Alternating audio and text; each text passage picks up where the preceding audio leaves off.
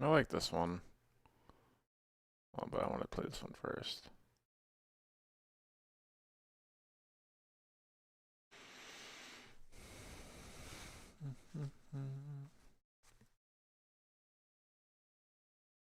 View my channel.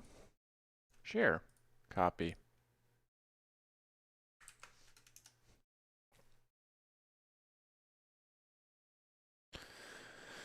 Hello, everybody. I'm gonna give a bit for people to come on in here before we get started. Oh, I fucking made it crooked on accident. There we go.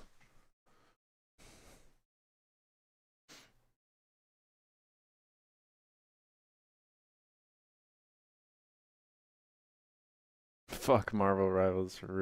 Yup. Gentleman Exquisite. Yup. Are you really doing philosophy? Yup. If you're on the Twitch stream, you will be hearing Richard Wagner as we get through this because of Nietzsche's relationship with him. I felt it would be very fitting. So there's also a new command in Twitch chat. If you type !docket, it will tell you the plan for the current stream.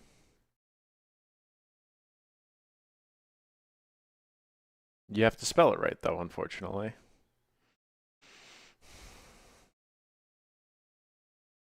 Nope. Oh, God, man.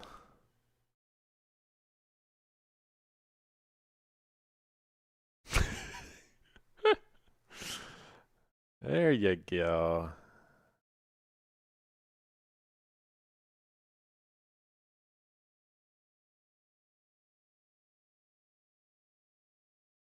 We already got it. But yeah, so we're gonna be reading this, and then I'm thinking we're gonna play some Hollow Knight. Yeah, should be pretty fun.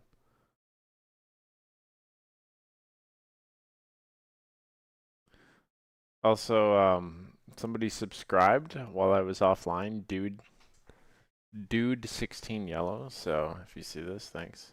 Who told you to start streaming? You're right, I should end. All day today I was like, I'm not gonna stream, I'm not gonna stream, I'm not gonna stream. And then I listened to this particular Wagner song and I'm like, I'm gonna stream. So streaming on Thanksgiving. There we go. Give it like another 2 minutes and then we'll start.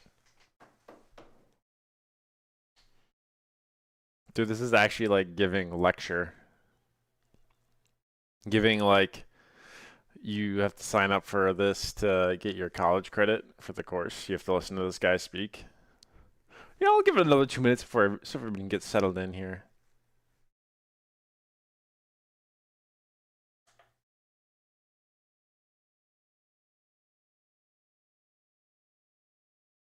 Indubitably. Chad, I am wearing my my Ralph Lauren red cologne. It is amazing. Yeah.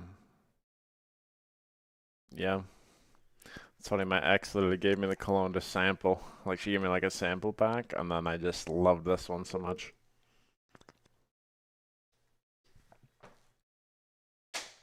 Chills, bro. Chills right here. Why are we doing some Nazi German psychology shit? All right, if you call Nietzsche a Nazi again, I will be permanently banning you because it just you can't be spreading misinformation and uneducatedness like that on the internet. So I don't care who you are, but that's what will happen.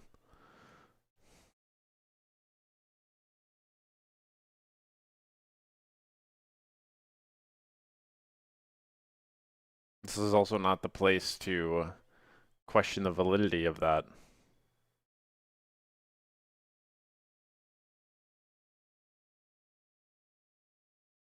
Read up and you can come back. All right, everybody. So let's get started here. Now, I was going to UW-Madison, right? Or I went there and I graduated from there. And okay, hold on. Lady's going crazy right now.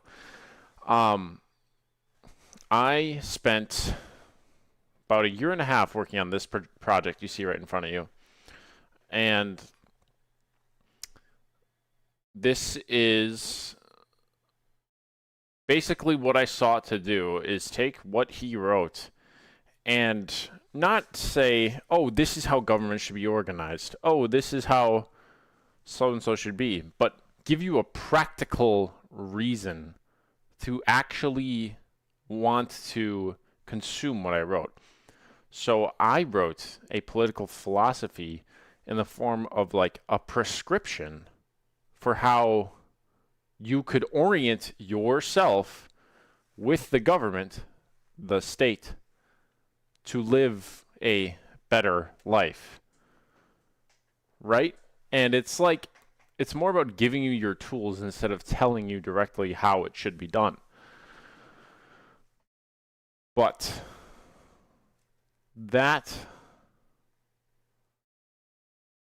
is what this is written for. We will be going into some of the more common ideas of Friedrich Nietzsche before we get into my actual argument, because I think it's important to understand. I want everybody to read it. Okay? Just a little bit about his life here. He was the oldest child of a pastor and a daughter of another pastor from another village. Then he was born in 1844 on October 15th. It's actually kind of funny that I'm literally reading this 2 days before that. What happened to the stream tags? I don't know. 5 years after Nietzsche was born, his dad died. Anything else that's super important? He was in the army, and he was discharged after a year. He was served as a medic, and that same year he met Richard Wagner, whose music we're listening to. At 24 years old, he was appointed to the chair of classical philology at the University of Basel, and he's one of the youngest philology professors ever. He renounced his Prussian citizenship in 1870, and he was stateless the rest of his life, meaning like he didn't identify with any nation state. So like right now I could say like, oh, I'm American because I live in the United States. But like he renounced all of that. He didn't identify with any country.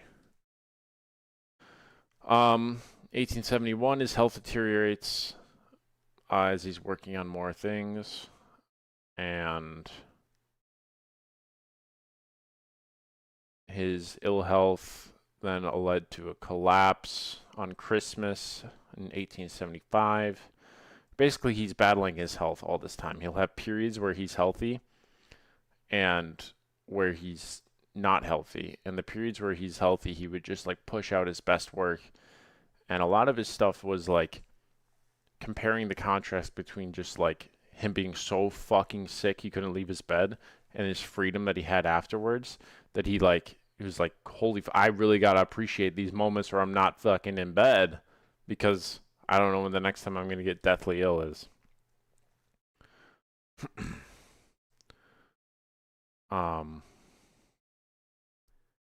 He proposed, I think, 2 women in his life, and he got rejected both times. That's pretty funny.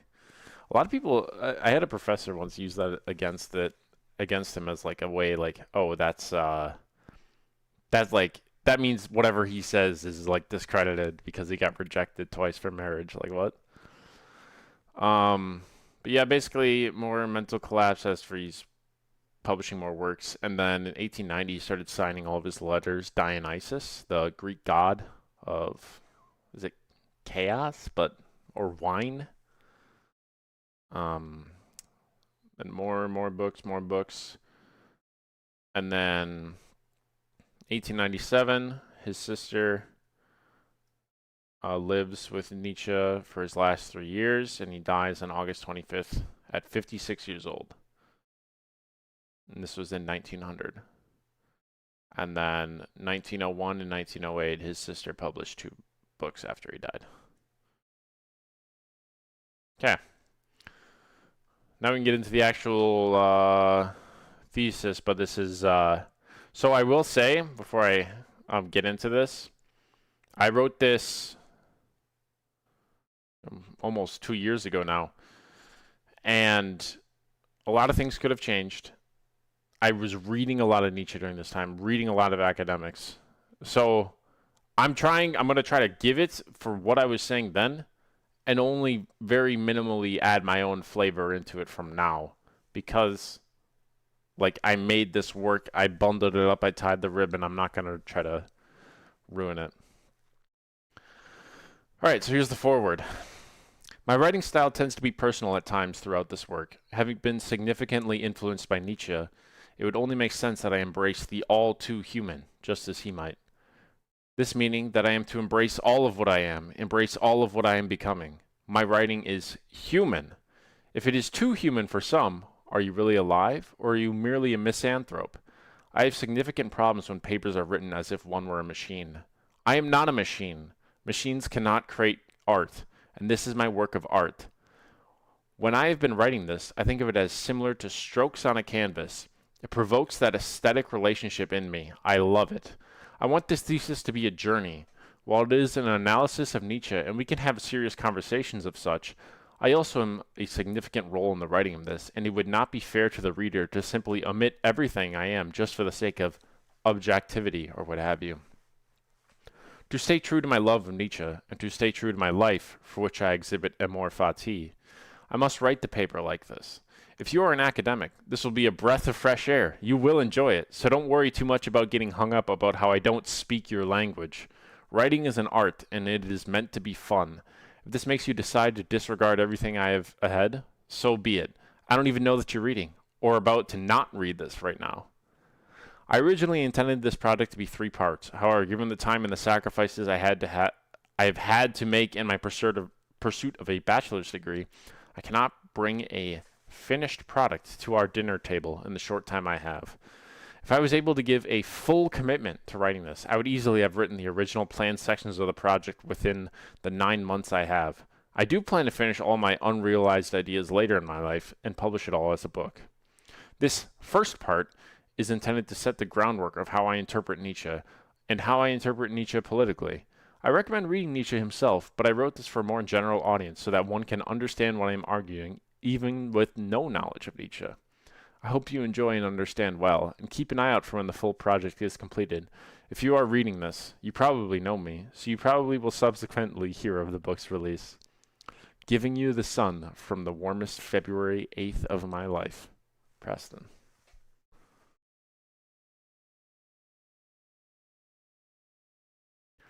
And then the contents, who is Zarathustra, why is God dead, and who killed him, the Übermensch, the will to power, and the eternal recurrence of the same. And that's all the recap, or like to prep you for what I get into. Then it's introduction, morality and nature, Nietzsche's dualisms, comfort and intermission, utopian views, state organization, Nietzsche's military, control, devotion to the state and the herd, intellectuals for the state, pity, morality and virtue, and then my conclusion. To begin this paper, first some fundamentals have to be explained pertaining to Nietzsche. Who is Zarathustra? Zarathustra is Nietzsche's main character in the work, Thus Spoke Zarathustra. The name Zarathustra historically is the founder of forgive me for this, Zoroastrianism. I can never say that. A religion and belief which has the battle between good and evil at its very heart. Nietzsche chose Zarathustra because the existing symbolism of the name fit well to use for the character whom Nietzsche would instrumentalize for his own moral philosophy. Nietzsche treats Zarathustra like his child, and I think it makes it both wholesome and creates many metaphors in the way the work is written. Nietzsche describes creation, art, and philosophy to be akin to pregnancy, that one has to sit and simmer with it for a long time to bear the work of respect, a child. Zarathustra is Nietzsche's child, and it is the voice of his own philosophy through this character, like how a father and son might share similar traits, different, but rooted in genetics. Seeing the inspiration from Zoroastrianism, the story of Thus Spoke Zarathustra aims to give insight to the struggle, which perhaps Nietzsche took up in his own life, between good and evil, and the difficulty in a reevaluation of all values and morality. Every value is worth a reevaluation to Nietzsche, as we should be the original creators of what makes us who we are, not a machine to prescribe to do X and Y. Becoming who you are is a staple point of Nietzsche's philosophy, which is remaining true to yourself. This goes hand in hand with a renunciation of the definitions of good and evil, because sometimes what is your most true and authentic self will not be good or evil, or might be very evil. It all depends on what you are, who you are. Finding what one is, a difficult task, but joy is at the end. In this way, Zarathustra's character arc is like therapy. His goal, his struggle, all worked out through the text. Of course, with some things still left unfinished and to fate. He is a character constantly reevaluating his life choices and who he is, in order to remove these filters of who he is not. The process of the becoming of Zarathustra is removing all societal, self-inflicted, moral, etc. filters and truly becoming what you're always meant to be, yourself. This is basically a deeper version of the common "be yourself" rhetoric, of course applied to morality and such more vehemently. Why is God dead? And who killed him? Probably one of the most quoted, familiar, and misinterpreted ideas of Friedrich Nietzsche, that God has died and is dead. Now here's a passage. God is dead, God remains dead, and we have killed him. How shall we comfort ourselves, the murderers of all murderers? What was holiest and mightiest of all that the world has yet owned has bled to death under our knives. Who will wipe this blood off us? What water is there for us to clean ourselves? What festivals of atonement, what sacred games shall we have to invent? Is not the greatness of this deed too great for us? Must we ourselves not become gods simply to appear worthy of it? The quote introduced must be understood as consistently throughout this work I will be referencing the tragedy of the European God dying. By European God, I mean the Judeo-Christian God, with all its delineations too. Any other gods, I believe, would be dead for the same reasons Nietzsche displays. But I will not be extending my argument to anything but our European God. I believe there would be no issue to do such an extension if one wanted to. So who killed God? Science is probably the largest suspect for God's death. Scientific advances slowly pushed a knife deeper into God's chest. From studying the stars to the Galapagos, the stories of the Bible are much harder to believe, like that the universe was made in 7 days, or that it is only a few thousand years old. This newfound science led man to a skepticism towards God. While there are philosophical arguments as well for the non-existence of a God, nothing was as murderous as the progression of science. Science is who or what killed God. So what does it mean that God is dead? God is dead, to Nietzsche, is the recognition of the tragedy of a loss of purpose felt by mankind. Through mankind's progressively more frequent abandonment of religion, mankind then searches for a purpose, but it is hard to find. So great was the comfort of knowing your purpose was to not sin, and eventually you would enjoy the eternal kingdom of heaven after this life. This comfort is still pursued, so much that I have wondered whether this is part of the fundamental nature of mankind, to find somewhere of comfort, of relief, of subservience to divinity. Some relieve themselves in the sciences, the will to truth, to find all the unknowns of the universe. Some, however, are left abandoned and nihilistic. A sudden insignificance in all one's purpose is hard to take lightly. This nihilism is not something Nietzsche sees as beautiful in the herd, and his solution for this void of a godless world is by creation. Nietzsche wants us to create our own purpose for ourselves, but also to recognize that the notion of purpose in itself is lacking. Something Nietzsche alludes to is that it is not that we are not living up to a certain purpose. It is that purpose itself as a concept, as lacking as we can go, it is that purpose itself as a concept is lacking as we can go beyond the need for a purpose to live a life that is fulfilling to our own ideals and values. Purpose is just another value or ideal. A very hard thing to do, abandon all forms of faith, especially in the times of Nietzsche, and create a purpose or life that is all original and creative to yourself?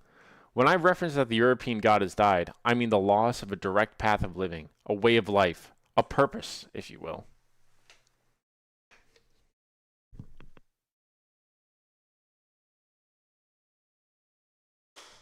The Ubermensch. Ubermensch is best left untranslated. When Nietzsche's books are translated into English, they commonly change it to Overman or Superman. With either of the English translations, it takes away from what it is. Additionally, it creates strange associations when it is translated to Superman, as I instinctively think of a blue and red tights wearing muscular man. Ubermensch is an idea originally posed by Nietzsche, and the word is his concept. It makes no sense to translate it. For this reason, every instance of Overman or Superman in the English translations of Nietzsche's books have been changed to Ubermensch when quoted. To define Ubermensch is already a huge disservice to the concept. To say X or Y defines the Ubermensch does not allow it to express one of its fundamental ideas, that it is of one's own creation, meaning that my Ubermensch and your Ubermensch will be different. I will argue that there are some fundamentals that all definitions have to have, but I invite you to disagree if you think that is wrong. The reason it is unique to every individual is because one of the fundamentals is that it is of one's own creation. Okay, hold on. I just realized that I don't have the chat on screen on the, or my alerts, actually. Let me just add those real quick. One moment, please.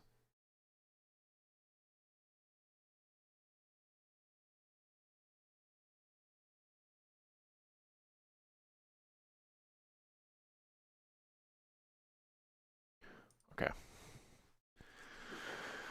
First, an Übermensch is not a man, woman, or a politics. To be übermenschlich, this is the adjective form. So in German, you add lich to the end of a word to make it an adjective. So I'm saying you're being übermenschlich. You're being like an Übermensch, übermenschlich.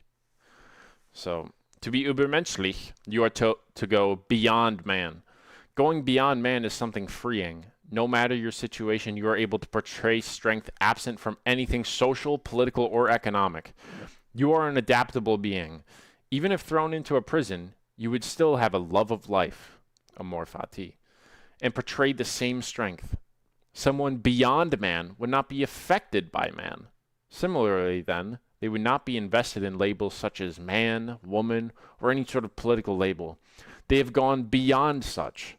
Ubermensch is perhaps better thought of as an ideal to move towards rather than someone or something that exists. One is said to be striving towards the Übermensch in Nietzsche's texts, and a person or character never is the Übermensch. It is a journey, not a static position. It is a becoming, not a have become. Second, an Übermensch is a creator in that they can make anything artful out of their situation. Life is an art. They make beauty, they see beauty, and they have a constant aesthetic relationship with the world. Aesthetics is the label of one's feeling of beauty with an object. Beauty is both created and seen by an Übermensch. To avoid going against the core of Nietzsche's philosophy, I will not define the Übermensch any further than this. Now, I would like to also add one thing. The aesthetic relationship with the world, with the Übermensch, I'm actually going to open up Paint for this. You guys get to get this drawing. Okay. Put that right there. So, imagine this is you, okay? Little Chungus, okay? Now this part of you, and this part of you, okay? This is you, and this is the object.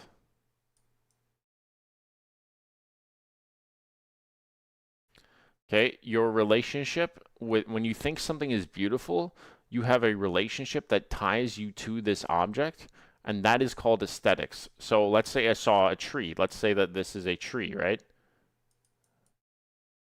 I now have an aesthetic relationship with this object with me, and that's why it's connected through this line. So that's what I'm talking about when I'm saying there's an aesthetic relationship going on. So, no, I don't want to save that, bro. Okay. The will to power and the eternal return of the same. Before beginning with Nietzsche's political foundations, we must engage with a concept of Nietzsche that is fundamental to any political interpretation. This concept is the will to power. Establishing this beforehand allows us a rooted position to pivot off. The author, besides Nietzsche himself, who clarified and drew upon the will to power, is Martin Heidegger, who I have read in order to assist in the explanation of the will to power.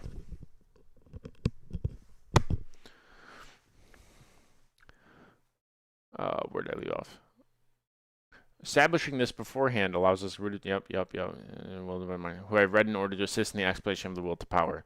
Beginning with the expression will to power designates the basic character of beings. Any being which is, insofar as it is will to power. Any being which could be you, me, a bee, or a tree, is in its essence of to be, will to power. Now, what does this mean? The accumulation of an assertion of power is every being's basic trait of existence. It helps to explain this from a human perspective. Early humans sought to increase their power by creating tools, weapons, building shelter, using fire, and inventing agriculture. This was the fundamental drive of the human species, to increase their survivability and reproducibility. These actions were a part of early humanity's fundamental drive to increase their power. The Earth favors species with a high intellect, and since humans have the highest intelligence capabilities of any species, humans are now the most dominant species on the planet. While we may not be as strong as a gorilla or fast as a cheetah, the world we live in favors the trait of intelligence. Within our own species, humans exhibit this assertion of power over other humans. The drive to increase one's power is fundamental to every being. The will to power is why there is no end to advances in humanity, despite us being very capable, as is, of surviving and reproducing. And here's a quote. But all purposes, all uses, are only signs that a will to power has become master over something with less power and has stamped on its own meaning of some function. And the entire history of a thing, an organ, a practice can by this process be seen as a continuing chain of signs of constantly new interpretations and adjustments, whose causes need not be connected to each other. They rather follow and take over from each other under merely contingent circumstances. Any thing, function, or idea has all been created by power. Power is the creative essence of the universe. This continuing circumstance, this forever continuing circumstance, is the will to power. But let's not stop at just living beings as we have done so far. Everything exhibits the will to power. An atom with an open electron shell aims to increase its power by filling its outermost orbitals where it can. What the strong do to the weak is tell them what they are. This is where Nietzsche can be used by animal rights activists. Those with power are the ones who give things names, labels, rights to the weaker. For example, a pig having rights or interests is firstly something given to them by the powerful species, humans. We created the language and use this language to assert an ownership over how this pig's life will play out. Their rights and interests are not determined as a pig might think it, but as a human would. I might say it is in the pig's best interest to be a domesticated animal as we guarantee its survival, but we could not possibly know what the pig's true interests are. This example is how the powerful use an imperialistic application of my own interest for what they think the pig wants, or to determine its life for the most utility to the powerful. Within the conception of the pig's interests, it is impossible to know if it is really their interest. As the human relations of power developed, so do the identities of all things, functions, and ideas. If a bunch of vegans overthrew a power responsible for culture and language, our treatment of animals and vocabulary, philosophy, etc., would change as a result. The labels and rights to something come directly out of whoever is in or has power. This repeated assertion and accumulation of power is the same essence of all beings who have lived and who will ever live. This repeating event of all beings, this recurring, is yet another Nietzschean concept. This is the eternal recurrence of the same, originally posed by Nietzsche in the Gay Science.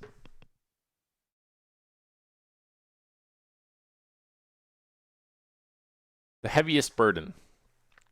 What if a demon crept after thee in thy loneliest loneliness some day or night, and said to thee, this life, as thou livest it at present, and hast lived it, thou must live it once more, and also innumerable times, and there will be nothing new in it, but every pain and every joy and every thought and every sigh, and all the unspeakably small and great in thy life must come to thee again, and all in the same series and sequence, and similarly this spider, and this moonlight among the trees, and similarly this moment, and I myself.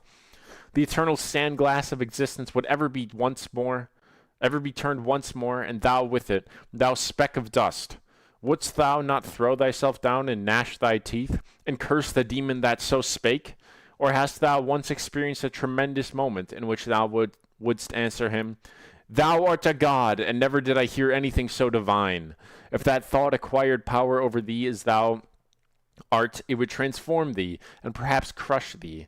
The question with regard to all and everything, dost thou want this once more, and also for innumerable times, would lie as the heaviest burden upon thy activity. Or how wouldst thou have to become favorably inclined to thyself and to life, so as to long for nothing more ardently than for this last eternal sanctioning and sealing? The eternal recurrence was posed not as a fact, but as a thought experiment. If you had to live this life as it has and will be forever, what would you make of your life? Additionally, that we are spectators of our life, so might as well love it for what it is. This again is the will to power. The will to power is being repeated indefinitely and infinitely. The will to power exists as the genuine driving force of all beings. Eternally recurring is the will to power. Would you curse the demon who spoke thus? The demon that told you that you will always live your life in a pursuit of power, accumulation thereof, and assertion thereof? The same sufferings, the same everything?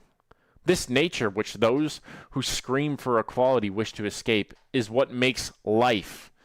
People who want to equal the playing field so no one great has a chance to exert their power. They are the deniers of all life. They are nihilists.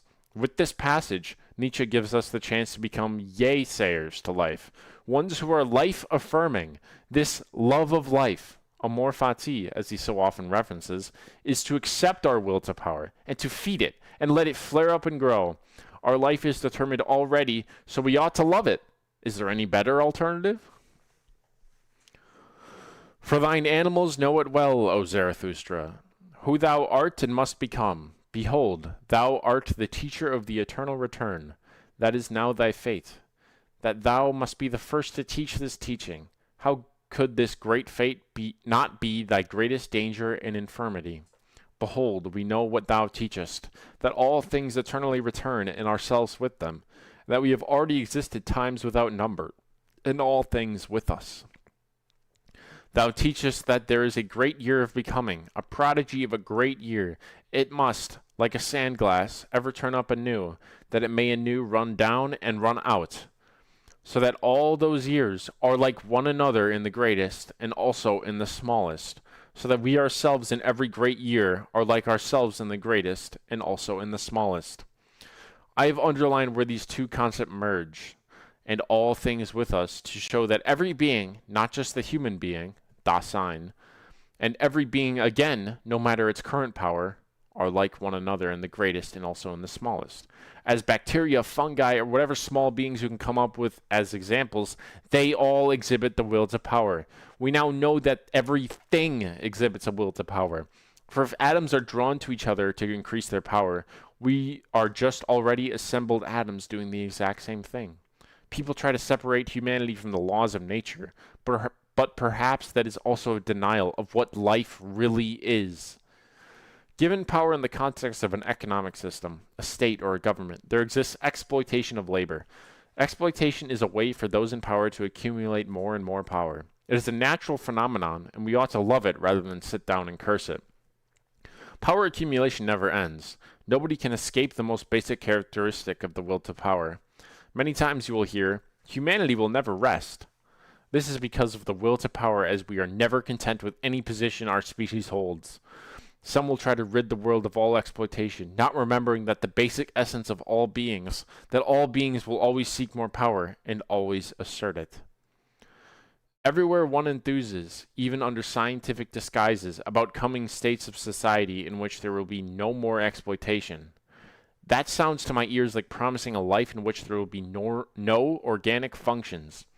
Exploitation does not pertain to a corrupt or imperfect or primitive society. It pertains to the essence of the living thing as a fundamental organic function. It is a consequence of the intrinsic will to power, which is precisely the will of life. Granted, this is a novelty as a theory, as a reality, it is the primordial fact of all history. Let us be at least that honest with ourselves. Let me get some water here quick.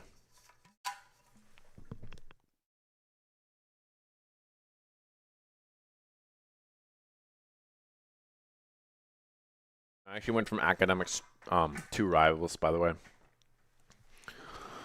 With this introduction to the will to power and the eternal recurrence, we now have a grasp of where the world is based according to Nietzsche. Organic functions are exploitation, assertion of power, and accumulation thereof. No being exists without the will to power. No being will ever exist without the will to power. This realization must be taken honestly, meaning that one must recognize this as the truth of the universe. Once you honestly realize this as the truth, those who scream for democracy and equality may live less angry and negative lives.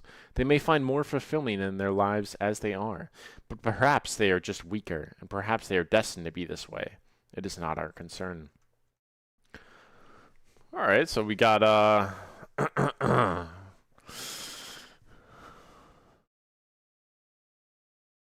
wish Marvel Rivals players knew how to read.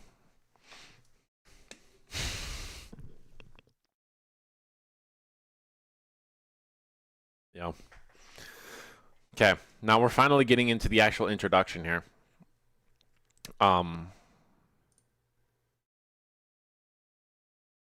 So, for every great thinker always thinks one jump more originally than he directly speaks. Our interpretation must therefore try to say what is unsaid by him. What I will be taking up in this paper is a political interpretation of Friedrich Nietzsche.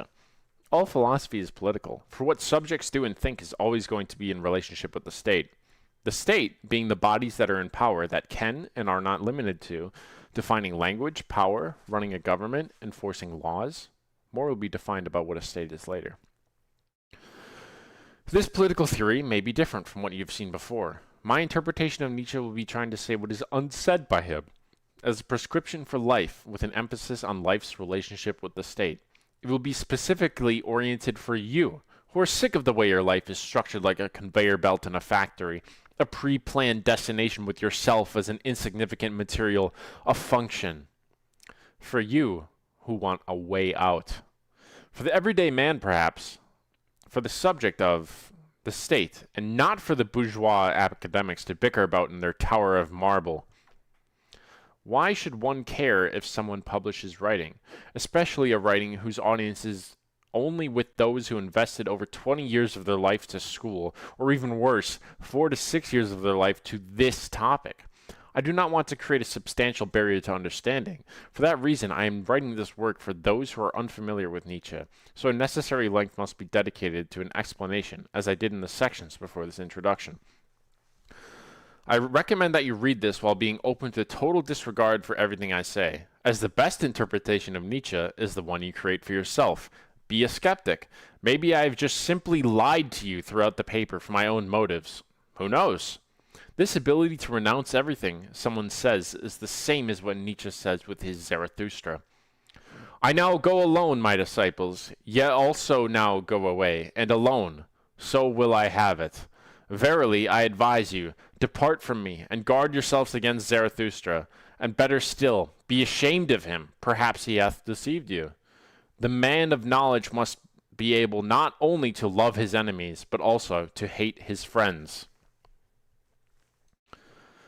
Inasmuch as ever since there have been human beings, there have also been human herds, family groups, communities, tribes, nations, states, churches, and always very many who obey compared with the very small number of those who command.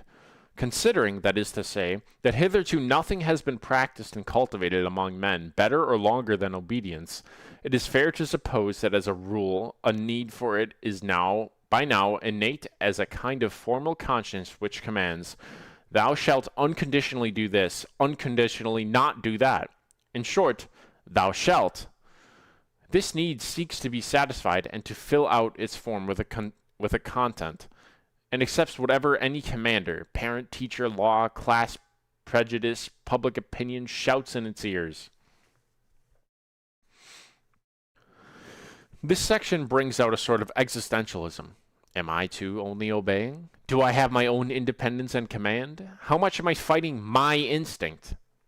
There instinctually seems to be a desire for comfort when placed in a situation that is more chaotic. Chaotic situations being those that are uncomfortable, that are anxiety-provoking. We feel anxiety and discomfort, and one's top priority is to escape. Our instincts move us to the quickest comfort. And where does that lie? It lies under the power of the state, as a figure or ruler. They have set up conditions which make it conveniently comfortable for you. As long as you obey and pay your taxes, there's comfort in the feeling of obeying when the alternative is insecure and chaotic. Can you imagine your current situation, living place, economics, etc., but without being subservient to any powerful authority? You are left unemployed and probably pursued by the IRS. This human instinct to obey. Why? It always lands negatively when one is told, you only obey, you are not in control, you are a slave. Having power to relieve chaos, power which is over other people, is always the desirable side of the relationship. Those who take charge and lead show their success with their will to power. They have successfully accumulated power higher than a majority of other people, to the point where they can determine and control their own conditions. If you want to win, you should have the power to create your own conditions favorable to you. I say that this is desirable from an evolutionary perspective. Nietzsche brings up an interesting point at the end of the section. What if even the commanders and independent men, they too were only obeying? What if the king was only commanding based on what the former king did? Is he only obeying? What does this mean? This is where the organization of a state goes beyond just the positions that people have. Religion is used to provide a moral foundation to keep everyone striving to similar goals, to control them. Example, I ought to live to do the most good. If those in power were placed by a divine reason, I was chosen by a god. A king, politician, or any position with power who actually believes in the divine lies they tell their subjects, they too were not one of the independent commanding types. They were also obeying their God, their religiously given morality. What is it about human existence that always strives to find something to fill a gap with a thing beyond oneself? A God, or placing so much importance in a concept and making it divine? Why has no human existed that was a creator in themselves, one completely free of influence? When God died, a vacuum was created that humanity struggles to fill. What am I supposed to do with my life? What is my purpose? Questions that were not asked when it was so very clear that obeying God was one's purpose. With the declining belief in God, mankind suddenly had created a vacuum. Mankind had lost its purpose prescribed by God. God had died, and nothing was there to guide man anymore. This vacuum is where Nietzsche says the strong are to become creators, to become what one is, to create the guidance of life for oneself, to create a purpose to fill this vacuum, to become who you are. Nietzsche wants us to reevaluate all values. Religion is gone as the truth. No longer can we rely on what religion has made for people to follow. To be one on the path to a Zarathustra or an Ubermensch is to take up this task of creation. This creative task is the antithesis to religion, for religion necessitates one to obey by believing. The state is similar, as it desires obedience from its subjects to keep it stable, alive, and powerful. Morality is of utmost interest to Nietzsche. Morality, to Nietzsche, was founded by nobles and those of a higher class. Those with power determined what is right, wrong, good, and bad, and so forth. This determination set up, conveniently, so that whatever benefited or was the noble class was good. Whatever the peasant or lower class did or was bad. Those who were unruly, meaning they did not contribute to an orderly society, of course, were also bad. Those who threatened the stability of the regime, government, state, also, of course, bad. Eventually, the lower classes tried to use the same moral code of what was good and bad against their oppressors. But the oppressors were the ones who created this moral rule system, so they can break it too. This reach upwards morality is called slave morality.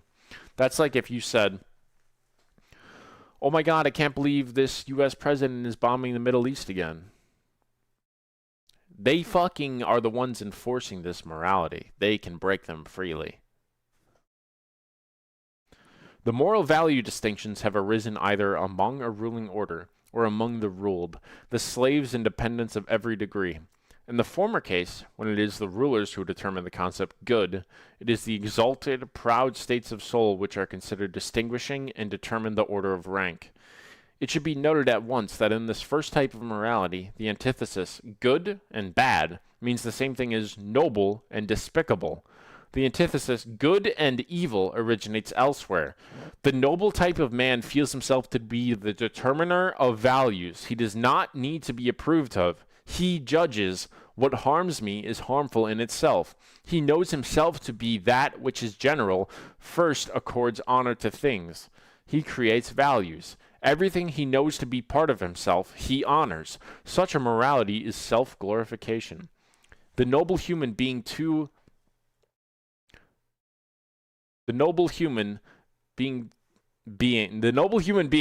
aids the unfortunate, but not, or almost not, from pity, but more from an urge begotten by superfluity of power.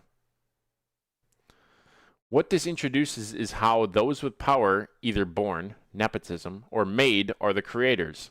This capability to create rules comes from those with power. Ultimately, might is right. Some time ago in this history of morality Nietzsche gives us, someone with power was able to set themselves apart as a proud, exalted soul compared to the rest of the masses. Probably determined by physical strength or supreme intellect, their descendants might not have had the same traits, but it no longer mattered because of the royal blood they shared. Those who were good at accumulating power and exhibiting strength were the ones who then set up their future generations to be admired. When someone has all the power of your community, suddenly, when they say that they are exalted, holy, or sent from God, it isn't really something one would question as compared to a peasant. Looking down the line, the ranks are set up. Those with power move up, those without move down. Later, an addressal of the flaring up of the weak will be addressed. But no matter what, might will always determine what's right. Is there something wrong with the perspective of peasants to hate their rulers?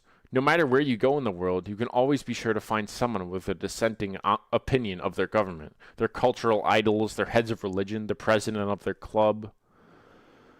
Now here's a short passage.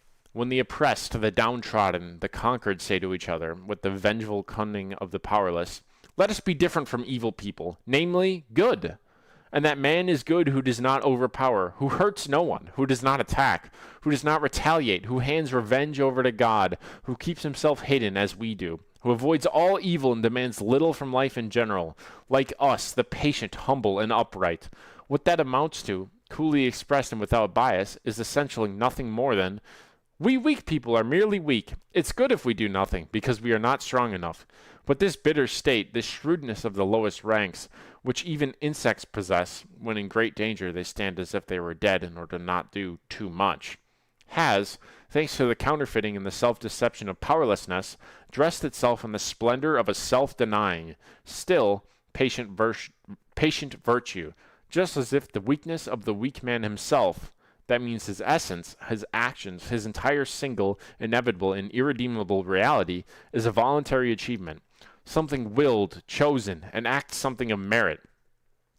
This has up to now probably been the best principle for belief on earth, because for the majority of the dying, the weak, and the downtrodden of all sorts, it makes possible that sublime self-deception which establishes weakness itself as freedom, and their being like this or that is something meritorious.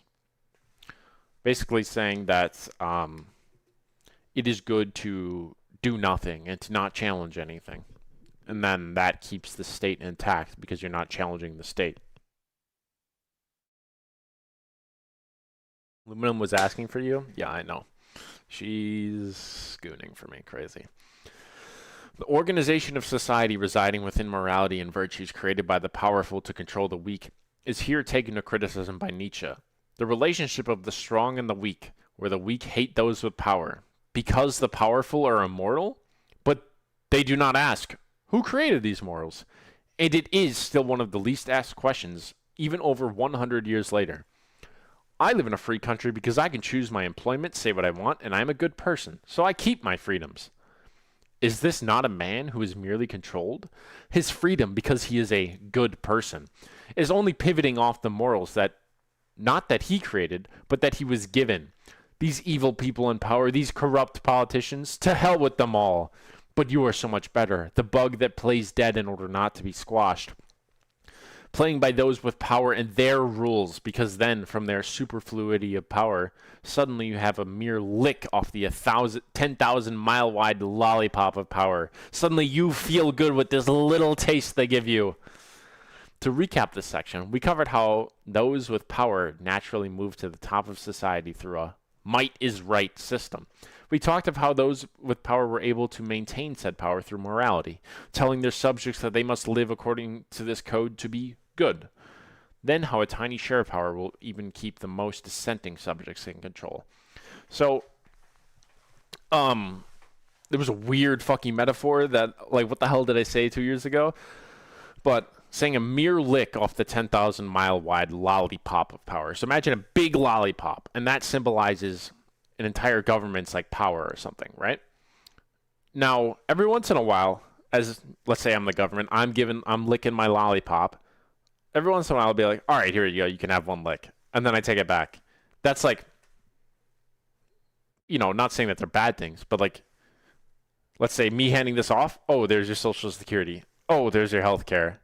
Okay, I'm going to still keep licking this, though. And you just got those little scraps, and you're like, yes, this is so awesome. I'm not going to overthrow my government now. But they literally have so much more that they're just still licking the lollipop. The robber and the man of power who promises to protect a community from robbers are perhaps at bottom beings of the same mold. The essential point is that the man of power promises to maintain the equilibrium against the robber, and herein the weak find a possibility of living. For either they must group themselves into an equivalent power, or they must subject themselves to someone of equivalent power. So render service in return for his efforts. The latter course is generally preferred because it really keeps two dangerous beings in check, the robber through the man of power, and the man of power through the standpoint of advantage. For the latter profits by treating his subjects with graciousness and tolerance, in order that they may support not only themselves but their ruler. As a matter of fact, conditions may still be hard and cruel enough, yet in comparison with the complete annihilation that was formerly always a possibility, men breathe freely.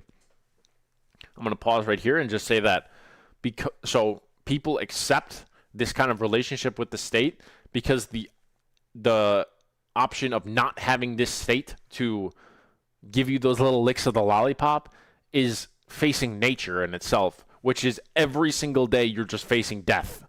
You are just facing death. You have no fucking clue what's going to happen. You're totally insecure, but as soon as you start organizing and making a state, suddenly things are fine, and you have ways to take care of yourself.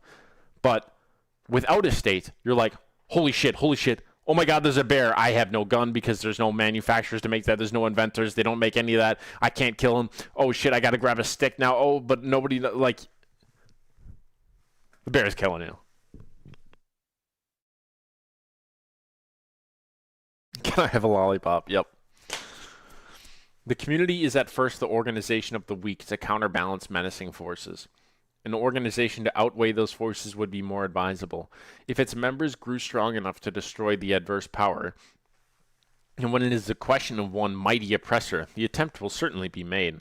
But if the one man is the head of a clan, or if he has a large following, a rapid and decisive annihilation is improbable, and a long or permanent feud is only to be expected.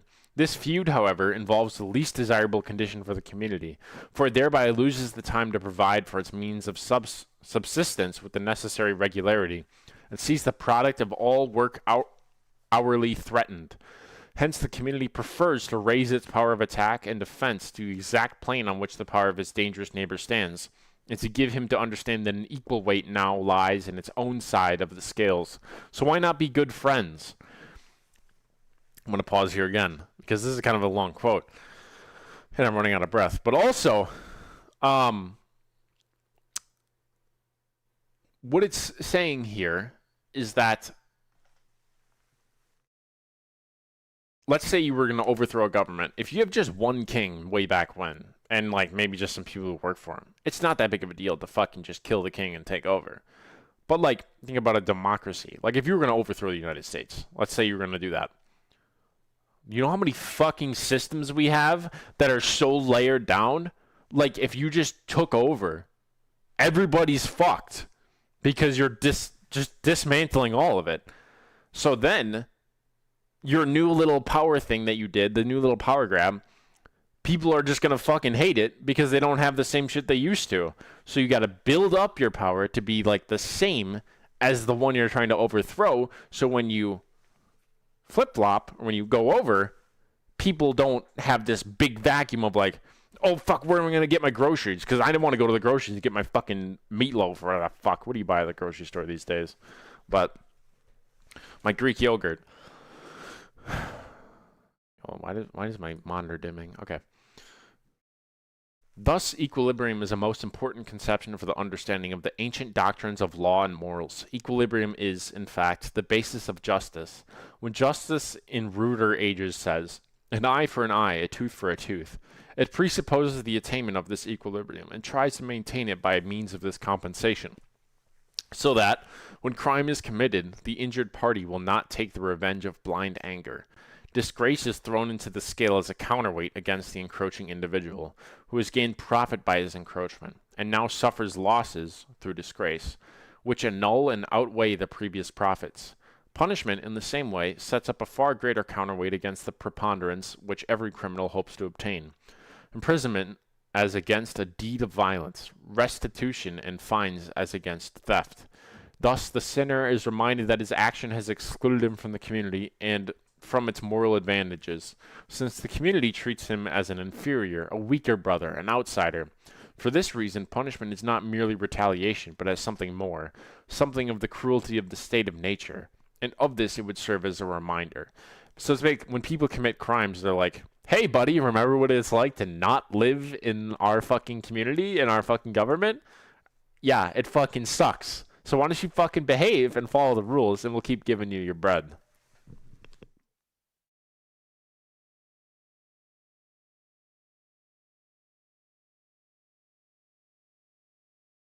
Contesting those with power requires an equal or greater force of an opposite power.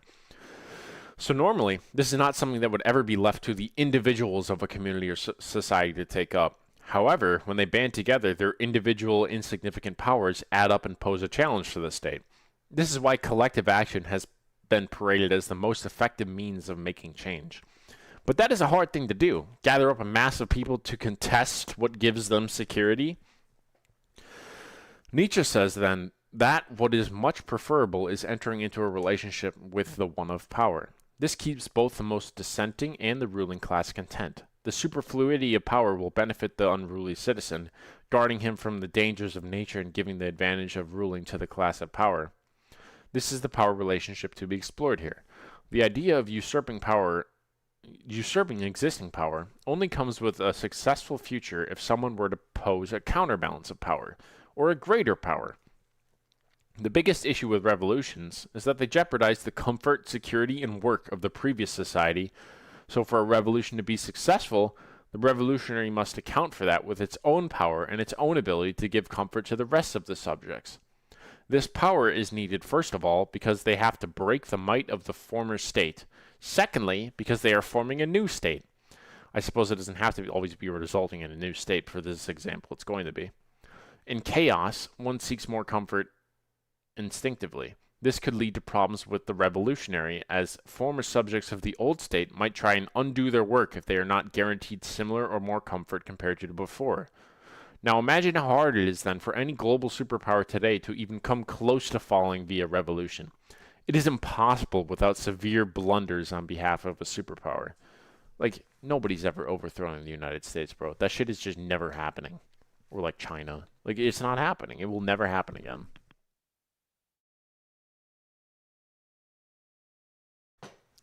So, unless they fuck up really bad, but that's also lowering their power. This equilibrium between the state and the subject is maintained via morality.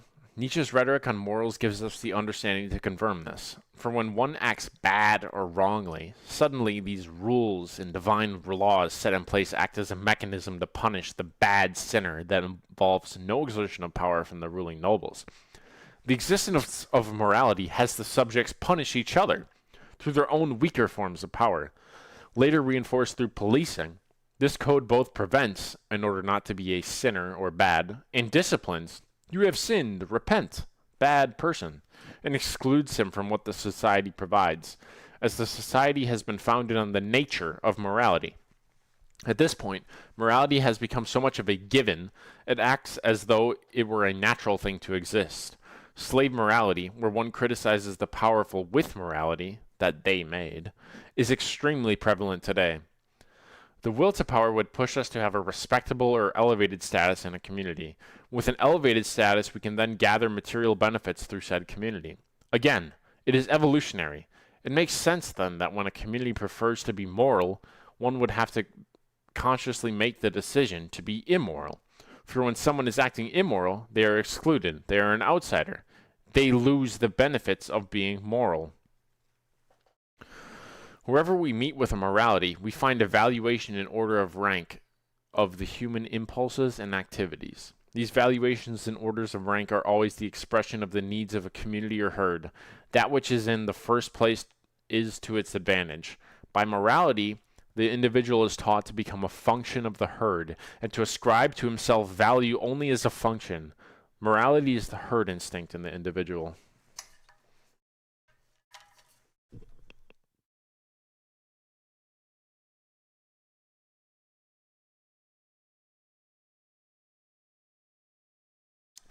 Dude, I think that I'm drinking coffee grounds with my coffee because it's like tickling the back of my throat a lot. There's also like a lot of fucking talking, bro. I was not ready for this. All right. The morality of the slave is a herd instinct. The instinct of one to live within their community, to live normally to receive the benefits of society. Something that only the weak choose, because if they do not have the power, they cannot afford to relinquish the support of moral rules. Only the powerful can go beyond the herd instinct. Wherever morality is present, there is a function making of the herd. An example. I want to be a good person. I treat my neighbors with respect. I'm not rude to anyone. I volunteer for charity. I donate to the homeless. I help wherever I can. All of these increase how people view me, and they might view me as one who does the most good. Desirable. What this is translated to for the state. I want to become a function. I do not want to cause conflicts with the other functions, so I may contribute to keeping everything orderly. I provide, with the little power I have, labor to where the state is deficient otherwise. I give money to people who are unruly and outcasts. I always try to slot myself into the next piece available for me. I'm just a piece of a million-piece jigsaw puzzle, insignificant at the end of the day and easily discarded. Morality did not exist before it was necessary to control individuals. So long as the utility which dominates moral value judgments is solely that which is useful to the herd.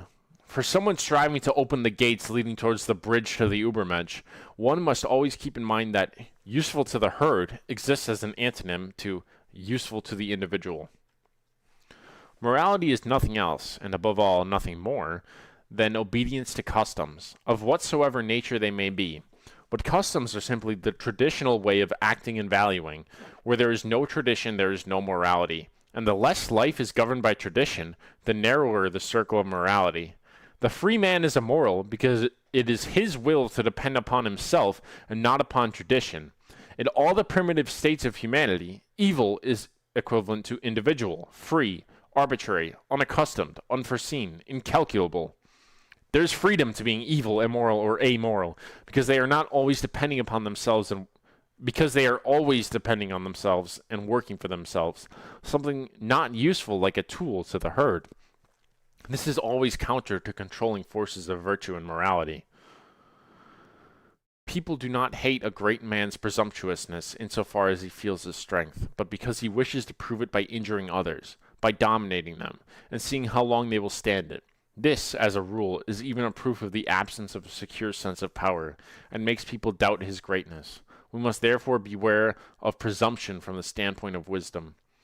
This is a quote I often think about when it comes to native assimilation in the United States. For the early developed states, the first thing to be developed was not their propaganda apparatus, but their military. The weak states, societies, tribes, and whatnot exert militaristic force over others when their power is insecure. Their propagandizing, moral machine makes a state secure and strong. How? We saw this later in the United States' development by putting Native American children through their state schooling to integrate them into a U.S. or white society and demolish their native society. It is much less of a risk to human lives to educate and to inoculate thoughts in those you wish to oppress.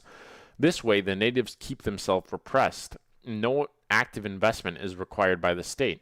It is a passive breeding of man fit for servitude. This is in contrast to using your own military and human resources, a risk, to accumulate power. So like pillaging and stealing land, the United States only did that when they were so new, than when they were insecure with their power.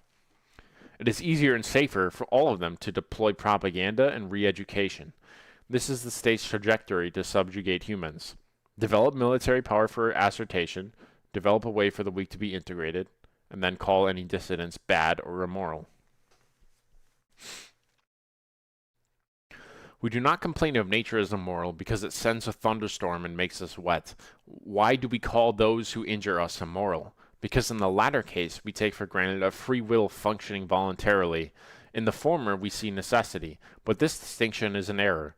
Thus, we do not even call even intentional injury immoral in all circumstances. For instance, we kill a fly unhesitatingly and intentionally, only because it's buzzing annoys us. We punish a criminal intentionally and hurt him in order to protect ourselves and society. In the first case, it is the individual who, in order to preserve himself, or even to protect himself from worry, does intentional injury. In the second case, it is the state. All morals allow intentional injury in the case of necessity, that is, when it is a matter of self-preservation. Socrates and Plato are right. Whatever man does, he always does well. That is, he does that which seems to him good, according to the degree of his intellect, the particular standard of his reasonableness. Punishment is only to the immoral, of course. This last underlined section is re-emphasizing that it is not the nature of morals, it is the utility of moralizing. Is it useful to stop our people from murdering each other? Yes, because if our people are going around murdering each other, it makes us look like the state has no power, that we are not capable of keeping our subjects safe and comfortable. Punishing the immoral means punishing those who go against the state and threaten its stability. Finding a code to ensure your subjects' comfort, contentment, and giving them something to live for. All done by the state's religion with a body capable of issuing the morals, this body having been the church. Whew.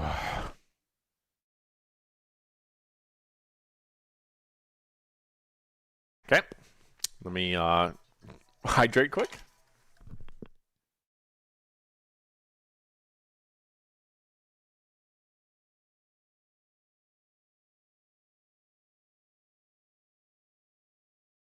All right, Nietzsche's dualisms. The Greek god Dionysus is very important for Nietzschean philosophy. An adjective forms as Dionysic, and later in his life when he signed his letters, Dionysus. Nietzsche uses Dionysus as a metaphor to explain the relationship between creation and destruction. Both exist as necessary to each other. Destruction must happen for creation, and creation must happen for destruction. They exist in a dualism. Dionysus as a god represents chaos, pleasure, and ecstasy. Dionysus is one side of a coin, and its opposite is Apollo. Nietzsche talks of the Dionysic and Apollonian as opposites, but necessary to each other, meaning that chaos, pleasure, and ecstasy cannot exist as Dionysic without the order, logic, and rationality from Apollo and the Apollonian.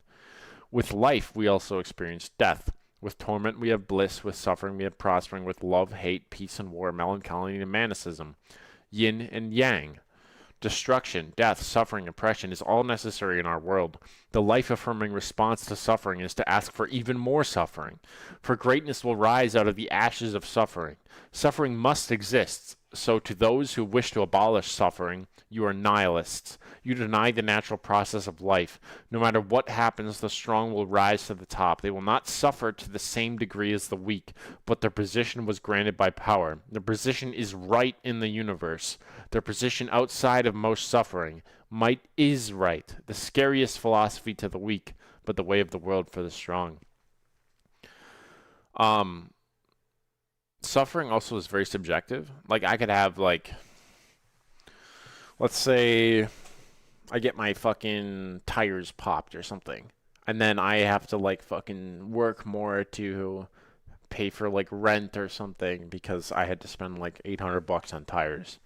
Like, I'm suffering then. But because I had to suffer through all that work, like, I come out stronger with more money, which then is able to cover my tires being popped. All that this hierarchical worldview is nature. Actions have been predetermined a certain way, and we are merely spectators to sit and, as Nietzsche advises, enjoy it. Dionysic art, too, wishes to convince us of the eternal delight of existence. It wishes us to acknowledge that everything that comes into being must be prepared to face a sorrowful end. It forces us to look at the terrors of individual existence, yet we are not to be petrified with fear. A metaphysical consolation rests us momentarily from the bustle of changing forms.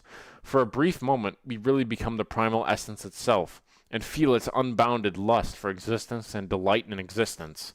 Now we see the struggles, the torment, the destruction of phenomena is necessary, given the constant proliferation of forms of existence forcing and pushing their way into life.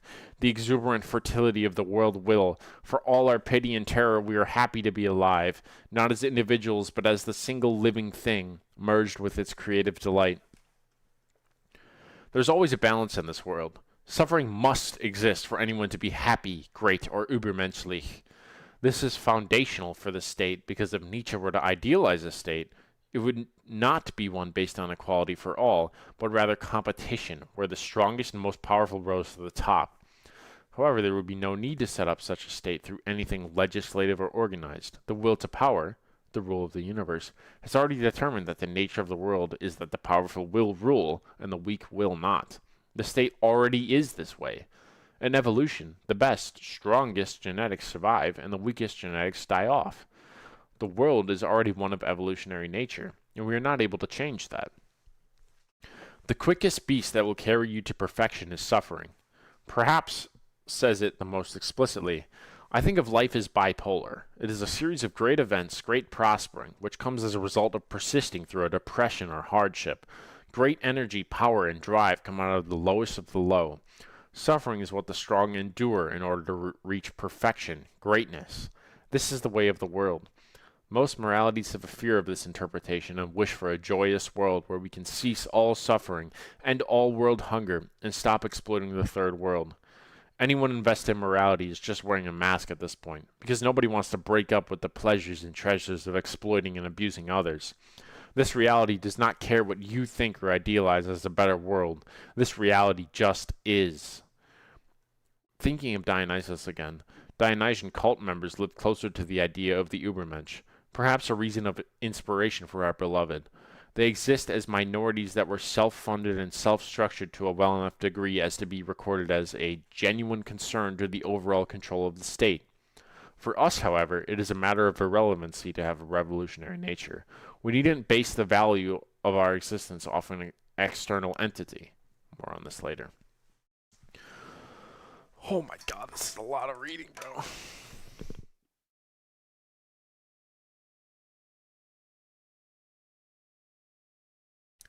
Some people fucking do this shit for a living. We doing this every Monday? Nope. Pity for you, that to be sure, is not pity for social distress, for society. It is sick and unfortunate.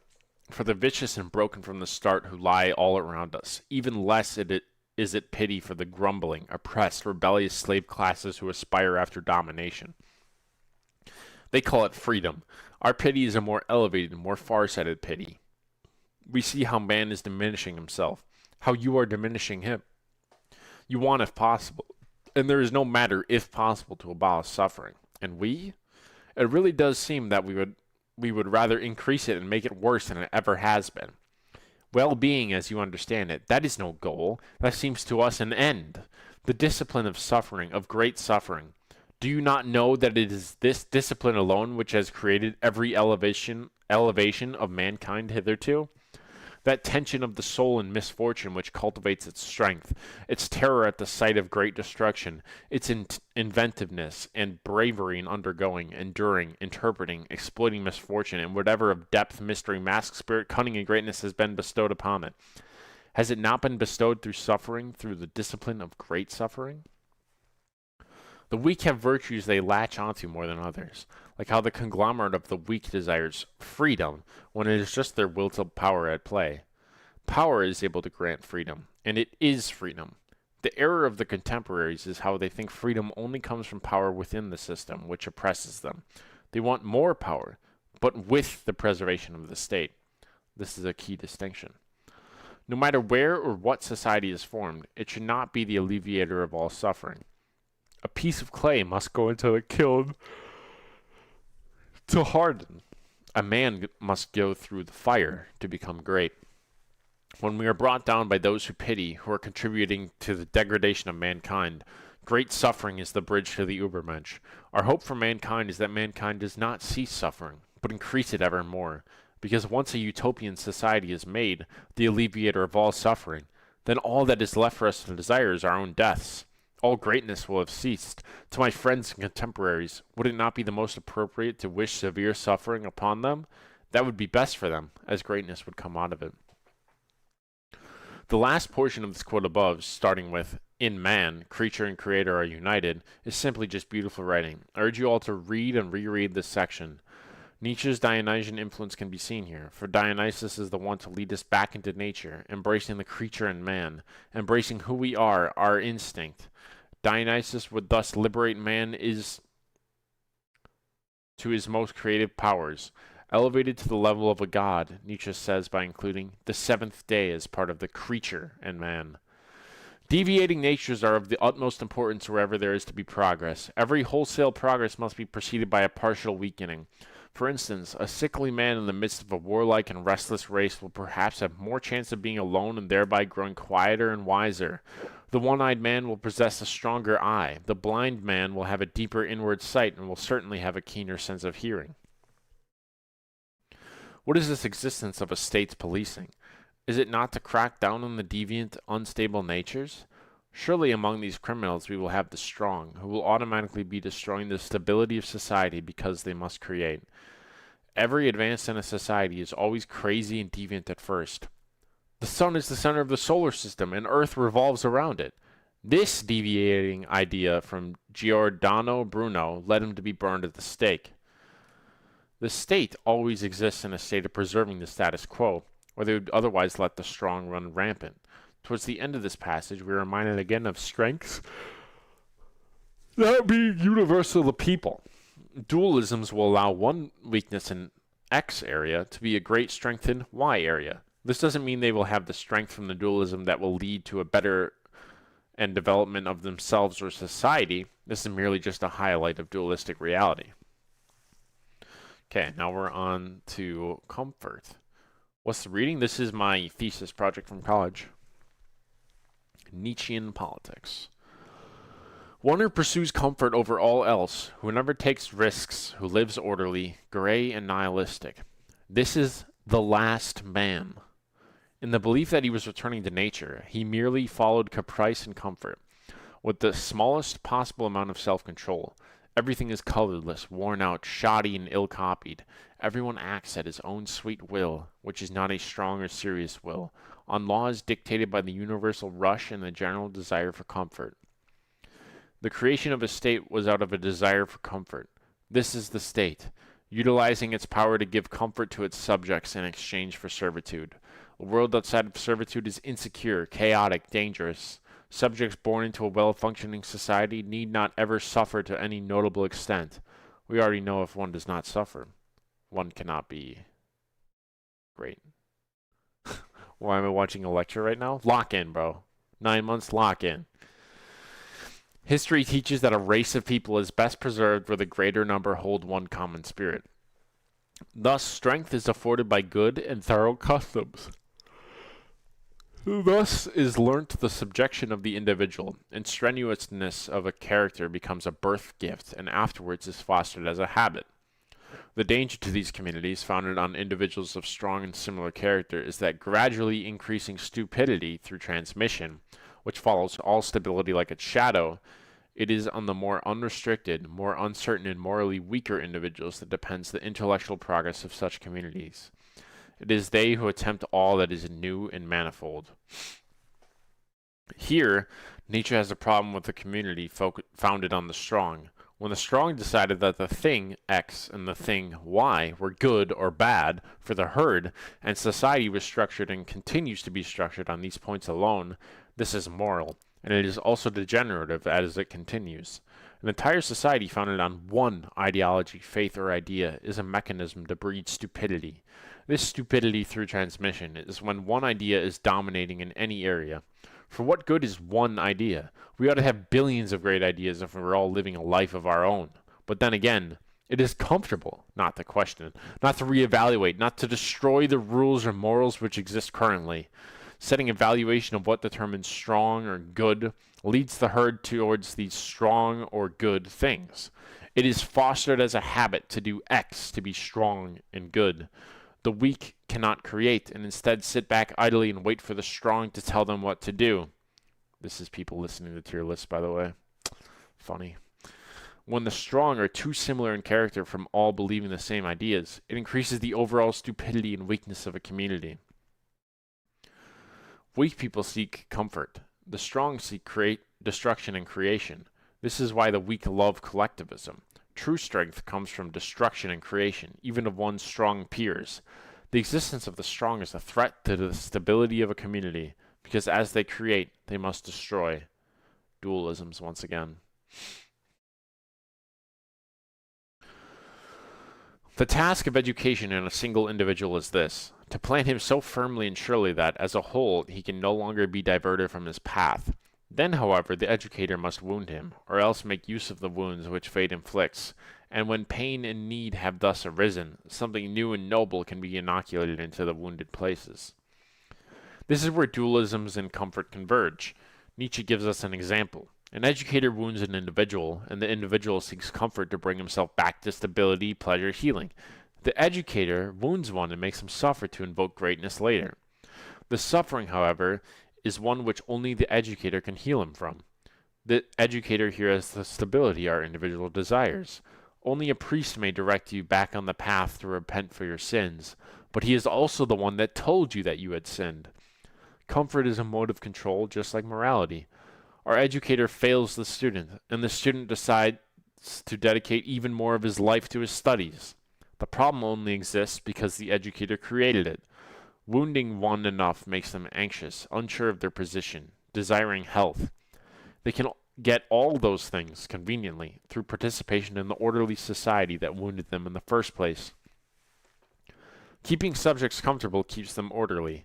Even if they harbor dissenting opinions about your state, they will always desire comfort because that is how they have known to survive to this point. The comfort is given to them via participation in society, and not via their own creation. Sometimes one has to manufacture means of pain and comfort, like through religion and education demonstrated in our example above. Employment is not a form of power accumulation or creation. You are working under someone else. You accrue debt, and the way to pay it off is to participate in the system evermore. Work, work, and more work. Once you pay that debt off, your will to power might manifest by buying a new sports car for status. Once again, we are enslaved to working more and more to pay off a debt. Here, for that sports car. Debts are manufactured, creating advertising to facilitate the desire for a sports car, and paid back, work, all within the same figure of control. This methodology via the state, while specifically capitalist in my examples, sets it up for stability and longevity. It is only with securely founded and guaranteed duration that continual development and ennobling inoculation are at all possible. As a rule, however, authority, the dangerous companion of all duration, will rise in opposition to this. Authority might overpunish the weak and create a world where they are unable to enjoy the freedom they would have if they weren't under constant authoritarian pressure. Continual development is halted as a result of how sensitive the weak are to state pressure. It allows none of them to flare up and benefit the community because they live in fear. This is why the strongest states, who are secure in their power, go through propaganda to control their subjects, a hands-off approach to allow suffering rather than forcing it. Let them suffer, but do not cause it. An example, perhaps: never give them social welfare, but never take it away either. Another contemporary democracy. When anyone submits under certain conditions to a greater power, as a besieged town for instance, the counter condition is that one can destroy oneself, burn the town, and so cause the mighty one a great loss. Therefore, there is a kind of equalization here, on the basis of which rights may be determined. The enemy has his advantage in maintaining it, insofar there are also rights between slaves and masters. That is, precisely so far as the possession of the slave is useful and important to his master. The right originally extends so far as one appears to be valuable to the other, essentially unlosable, unconquerable, and so forth. Insofar the weaker one also has rights, but lesser ones. Hence the famous okay, this is all Latin, but the translation is, each has as much right as his power is worth. Rights are given so that the slave believes the master is valuable to the slave. With this example of besieged town, the townsmen choosing to burn down their own town seems unlikely, however still possible. The townsmen want the security of a greater power watching over them, and the greater power wants the townsmen to increase their power. This natural inclination to be subordinates, to submit to power, is comfort once again. While the weak townsmen have the power still to burn everything to the ground, their options take the form of a double-edged sword. They too will lose from the burning of their village. Is the chaos worth the freedom? The townsmen are more than capable of defending themselves, as they are the ones giving the state the power to do so in the first place. All slaves desire to be comfortable. In many instances, slaves do not have much power on their own, but power from the top is just enough to keep them satiated. An example outside this quote: starving your prisoners of power keeps them alive and in prison, so they can keep making license plates. They will not ask for more than that, maybe accepting the rare dissenting prisoner who just tries to escape, but then they lose their security of food and shelter. Additionally, they're certainly not accepted back into society, losing those benefits as well. Both parties require each other. In the hypothetical I created, say the prison guards needed license plates to be made because they were license plate salesmen, like a side hustle, or a license plates contribute to paying their salary. They do not want to do the manual labor of making the plates, but if they could instead forcibly keep one with less power in a comfortable enough position to do it for them, they benefit in every scenario. It is a transactional relationship, and while it may bother the slave that he is a slave, his desire for comfort and security makes dissent disinteresting. Imagining the alternatives for the prisoner in this situation are death, permanent anxiety on the run, or a decrease in comfort.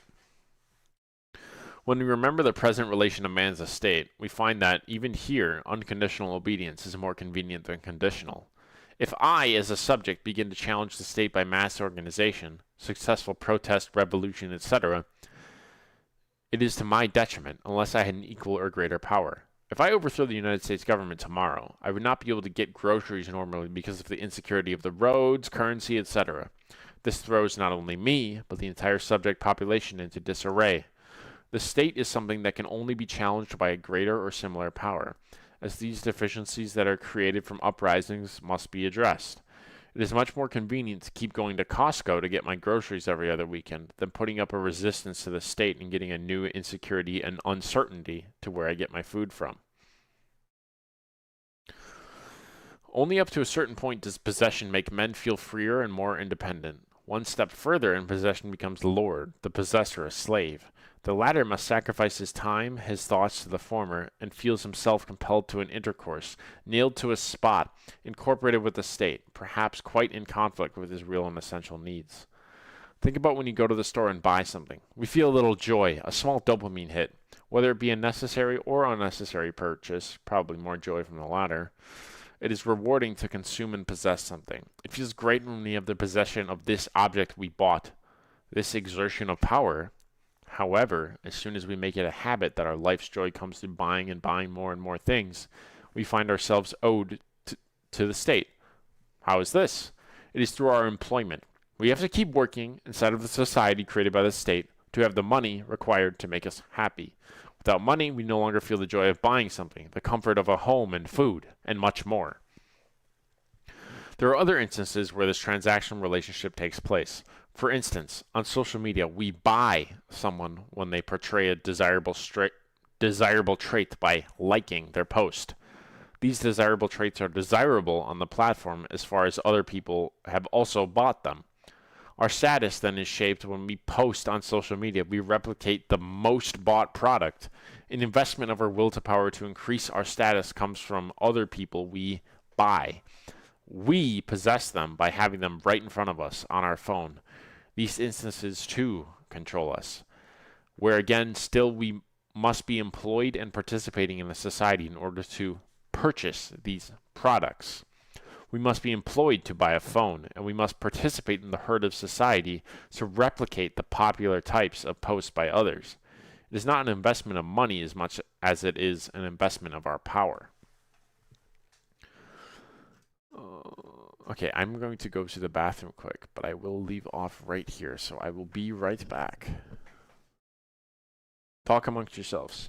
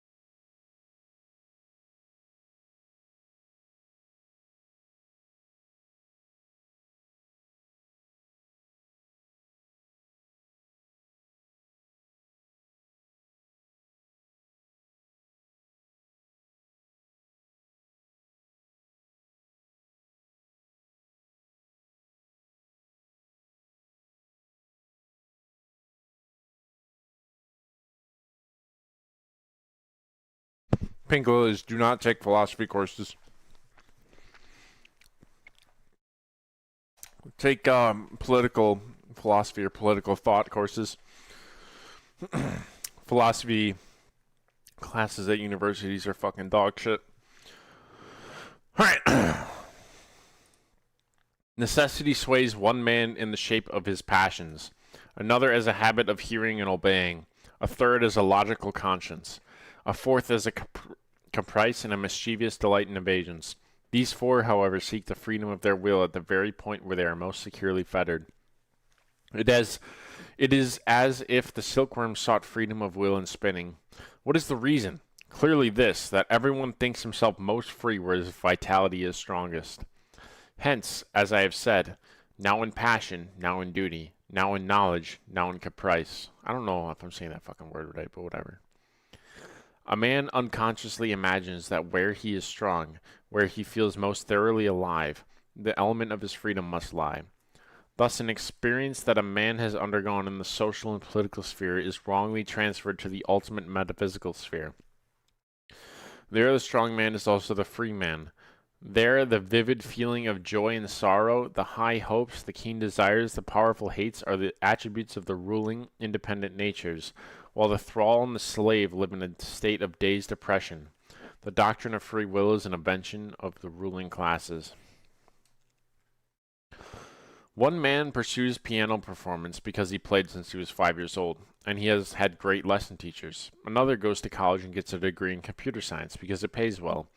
A third gets his bachelor's degree because it's the logical next step to developing his freedom further. The fourth is anti the system and finds his freedom in living against the norms. This is a delusion. All of these four people seemingly pursuing their passions and what will supposedly grant them more freedom are based entirely on a realm created for them. First, because where they feel strongest, they somehow feel free. But has this not been exactly laid out for them from the start? As Nietzsche mentions, a silkworm does not see it as freedom while spinning. It has been destined to do such. A shark doesn't feel free when swimming and eating for its entire life. It was always meant to do that. Sharks have to keep swimming their entire life in order to breathe. It was in its biology. So our piano student, it was in his biology to be good at piano performance, after learning from great lesson teachers. The great lesson teachers were meant to teach the student from their own biology, and it could keep going back further and further and further in history. There was no free will involved with one's fate. There's only your ability to recognize you have a life. We are spectators of what is already meant to happen. Our future is determined by our environment. The best practice then would not be to curse the world and become nihilistic when discovering you do not have free will, but rather to exhibit amor fati, which is a love of one's fate. All of our imagined people pursue positions of recognition in a social sphere. These people are not free at all, and instead only feel heightened emotions in their strength, as a silkworm would get rewarded by spinning. They find success and recognition in these spheres, and is wrongly translated into a metaphysical success, meaning it is inherent in what they have experienced and accomplished that they are a free man. Their decisions and willpower is what got them to this point, and they should be rewarded for it. This recognition in these spheres is a manifestation of their will to power. Yes, however, they are not strong. They rely on external sources to feel their strength. Nietzsche's Übermensch. One must create their strength, their power for themselves. Developing power through social spheres is not adhering to this emphasis. They require these social spheres to feel their power, which is a dependency. Much like the weak depend on the strong for security, thinking about subjects in their state, those who attain power through a social sphere are also dependent. They are weak. The reason why their will to power manifested through the social sphere is because it is the most comfortable and poses the least risk for them. It is a rational decision to be subordinate and rule-following. It garners the most support from the herd. Free will came about the same way morality did, through the ruling classes. The doctrine of free will is an invention of the ruling classes. Well, of course, because you have free will in our system, you can do as you please. But can you really? If they determine X amount of avenues that your will to power can manifest, is it really free? The ruling classes set up the environment for us to feel strength. When one goes off the path, they do not feel strength. The comfort of the system means the ability to feel your power within the system's paths. An example is when a doctor feels the power of his salary buying a sports car. He has gone through the years of the system's education and is in a profession recognized highly by the state. The superfluity of power from the state is shared more with the doctor because of his status, given by the state through its power. Subjects in their pursuit of status within the system will say, the state is able to take care of us. I love the state. One feels the freest in their strongest pursuit. But what makes them feel strong there? If a linguistics professor finds reinforcement of his path via selling a few books, getting a decent salary from a university, he then feels free and at his strongest. Who asks from that position if it was destined to be that way? Designed to keep him writing and teaching something. The free will the linguist thinks he has, he believes his own choices and willpower led him to hold his profession. Again, it is just the reward given by those ruling powerful natures. Do we then blame the linguist or the state's reward system? Contemporary states have also made it to the point where other subjects reinforce them through their tiny fractions of power, our other linguists. He himself is useless. just deceived to believe he is free and happy by feeling his power in his path. What would a person who feels free and happy ever do to harm the state? He has no reason to. The pursuit of comfort is a trait of the last man, the antithesis to the Übermensch, the antithesis to one who takes risks and develops the power by their own means, a true creator, an artistic nature, a Dionysiac, feeling joy for all that has been reevaluated and reestablished in their own way. Comfort is easy. It is comfortable. Never does it make someone strong. On the path to each individual's Übermensch, they must abandon comfort and find strength in their own creative will to power. The strength comes from themselves and not externally. I just want to see how long my actual paper is quick. 75 pages, PogChamp.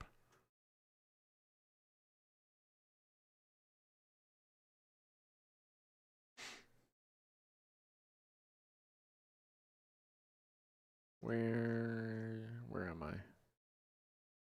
I'm way at the top. Whoops.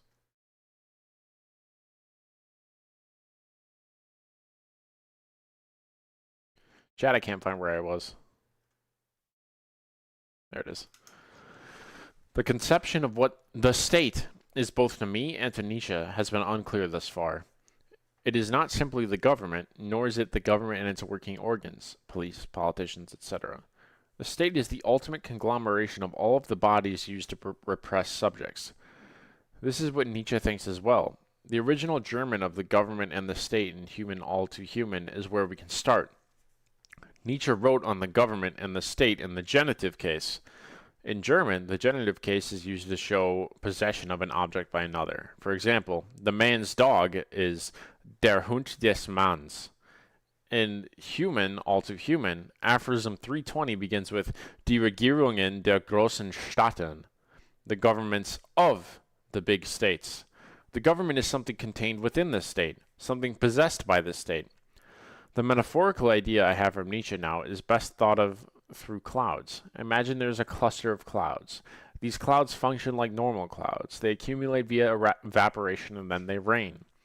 There's a community below in a village. Underneath the village rivers are treasures and minerals that will guarantee freedom and prosperity. The cluster of clouds above, however, will flood the village every time someone tries to fetch these items.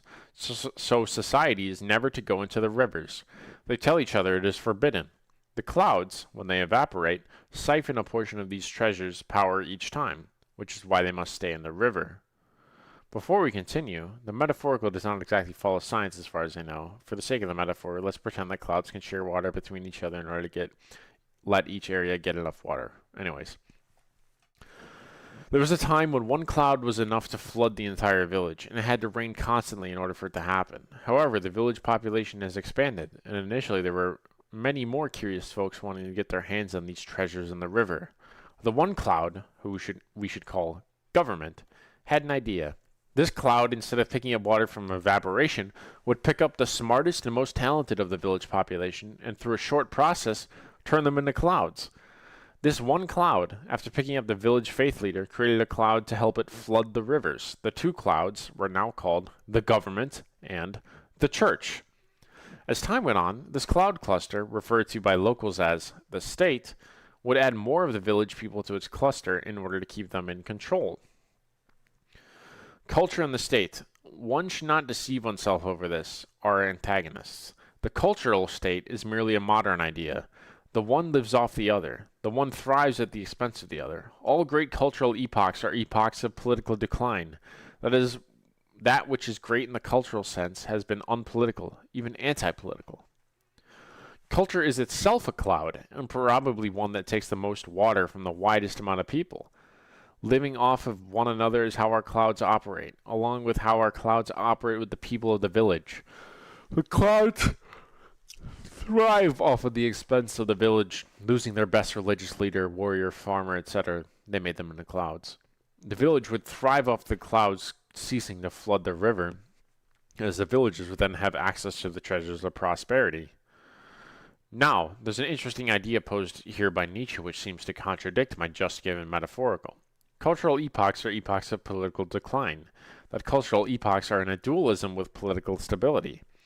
I believe this is where our interpretation goes beyond what Nietzsche originally says, for Nietzsche here could have chosen to say there was a political epoch, but did not. Instead, we are left here with a cultural epoch being the antithesis to a political epoch. Now, what does this mean with the cloud metaphorical?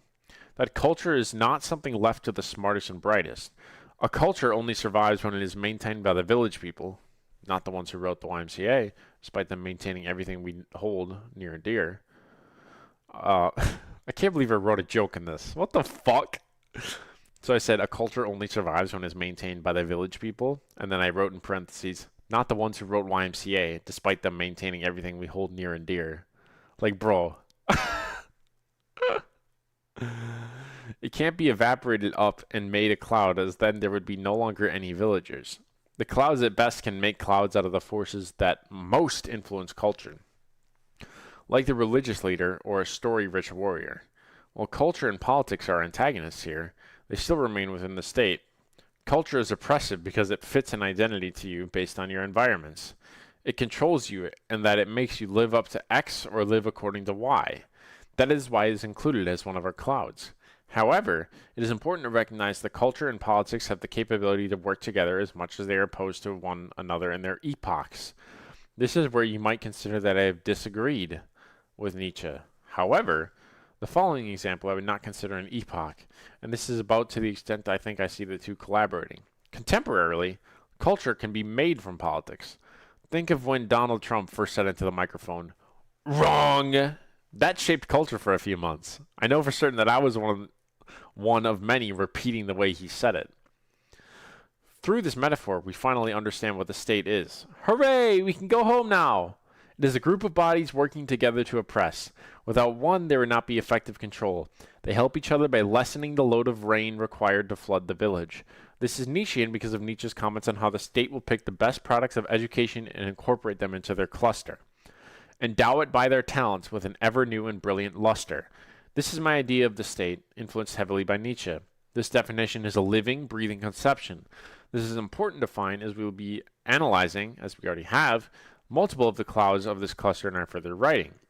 The key point is that as the state develops along with society, this means that it must gather more clouds in order to flood. With more clouds, it also must work together with the other clouds in order to flood. Utopian views and state organization. What have we found to be the purpose of the state? To increase comfort and stability of resources for people, to accumulate power through subject servitude. What does a utopia want to do? Increase comfort until all subjects are comfortable.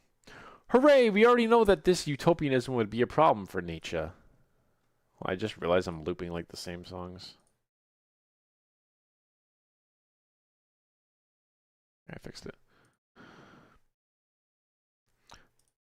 How should a political innovation manage once and for all to make a contented race of dwellers on this earth? If anyone believes in his heart that this is possible, he should report himself to our authorities. He really deserves to be professor of philosophy in a German university. For Nietzsche, this is simply not possible. To reach a point in society where everyone is content, through a state, this is impossible both explicitly in this quote and with our metaphor of what the state is. What cloud would have to exist to make everyone content, yet also rain down to oppress? Is this not just what the church attempts to do already? A utopia is something that could not exist as a state. If it was a cloud, it would not bring contentment to all of its subjects, as they still would be repressed. The will to power, while they are content, would still have them pursue more and more power. A utopia could not exist as a state because eventually at some point the villagers will want to fetch the artifacts from the river. Utopianism acts as if there was a way to stop the fundamental force behind Dasein. That's the will to power. Nietzsche is appalled at utopianism. If someone was able to capture and control the will to power, they should be the ones educating. Perhaps because this is where they would control best. Perhaps this is what the state already is. Dualisms also speak on utopianism. If one were able to make everyone content as a political innovation, then everyone must be discontent also. There requires an equal amount to be discontent if everyone is to be content. See the contemporary social democracies of Europe with their necessary exploitation of the third world for their luxuries. Contemporary communists, socialists, leftists, etc. say they are fighting for marginalized identities to increase said identities' power. Social movements in the past have claimed similar ideas. When the slaves became free, they would finally be equal. But here we are today dealing with the same issue of inequality in our races. There's not a political system on earth, and there never will be one, that will make everyone content and equal. The will to power does not stop pursuing the accumulation of power just for a political system. Luckily, this is good for the development of the Übermensch, as their exalted nature of greatness is the opposing side of dualism to suffering. So, by what I meant by that, like, there's still inequality. Like, you have, like, sectioned housing and stuff, and, like, you'll have, like, dude, literally the guy who sold me my car chose my name because it was a white-sounding name, and other people didn't have that. So, like, it's everywhere. Addressing the usage of socialists and the like beforehand, there are some problems with Nietzsche's usage, that Nietzsche doesn't quite get it, at least to a contemporary understandings of the term. Not his fault for the latter, of course. Socialism, at least contemporarily, does not mean equality. It means the workers own the means of production. Sure, a more equal playing field, but not equality. Communism is more like equality, as that is a society that has slowly rid itself of the state and come close to a mass communal living. Never having been achieved before, however, I can say it is certainly impossible to organize the masses into a state of being where they aren't trying to accumulate more power, where they aren't living with their will to power. It's literally in their blood. Socialism means that the workers of the means of production... Oh, my monitor's dimming again. The workers own the means of production, that the herd would be making the majority of decisions. In this, Nietzsche would have a problem with it. It is the weak who are in power now. The reality of the will to power would not allow this to happen. This is opposed to some of the far right of today believing that the strong have been played by the weak. This is just a cry for pity for their own weakness. If they are being played, are they really strong at all? Certainly, such divine strength in their pure race they claim to be would not succumb to such weakness of these lower races. The will to power will sort itself out naturally. The strong will rise to the top, and the weak will fall to the bottom. The socialists demand a comfortable life for the greatest possible number. If the lasting house of this life of comfort, the perfect state, had really been attained, then this life of comfort would have destroyed the ground out of which grow the great intellect and the mighty individual. If such utopianism, such comfort, if this was achieved, it would spell disaster for the flourishing natures of mankind. To Nietzsche, as he goes on after this quote, the forcible nature of mankind must be preserved. The creature in mankind must be preserved. Nietzsche's desire for the wild and forcible character truly spills paint necessary for mankind to be artful. This follows Nietzsche's love for Dionysus. Dionysus has been used both to free oneself for the wild, where Dionysus taught his followers to skin animals, harvest berries, and more, as a means towards civilization, as well as Dionysus can lead man to return to nature, that becoming grounded, becoming in touch with one's ancestors as a holistic and wholesome feeling, a feeling that provokes aesthetics, the name of the feeling when something is beautiful. As Dionysus leads us back into the wild, back into nature, we can come back to our wild and forcible character. The great intellect and the mighty individual grow out of the Dionysic chaos invoked by a return to nature. Again, this is a leading from society, a return to nature. The warm hearts of society, a volunteer, a charity worker, a safe space, your grandma perhaps, always wish to deny life. The empathetic, loving natures are the antithesis to what the higher intellect is, as they desire the removal of everything wild, everything that runs on fire, that forcible nature. No, they say to the idea of a higher intellect, a stronger man. Nietzsche finds them in socialists, who are deniers of a life without comfort, a life incapable of producing a higher man. There is not much of a difference between this conception and those who shudder in fear with the thought of something anti-democratic. Trying to create the most just society, we have already gone over how that would create disaster. At least it is creating. These warmer hearts do not exist in the same person with the highest intellect. Nietzsche and I, we agree that the highest intellect is already beyond this goodness the warm-hearted seek to preach as the ultimate goal.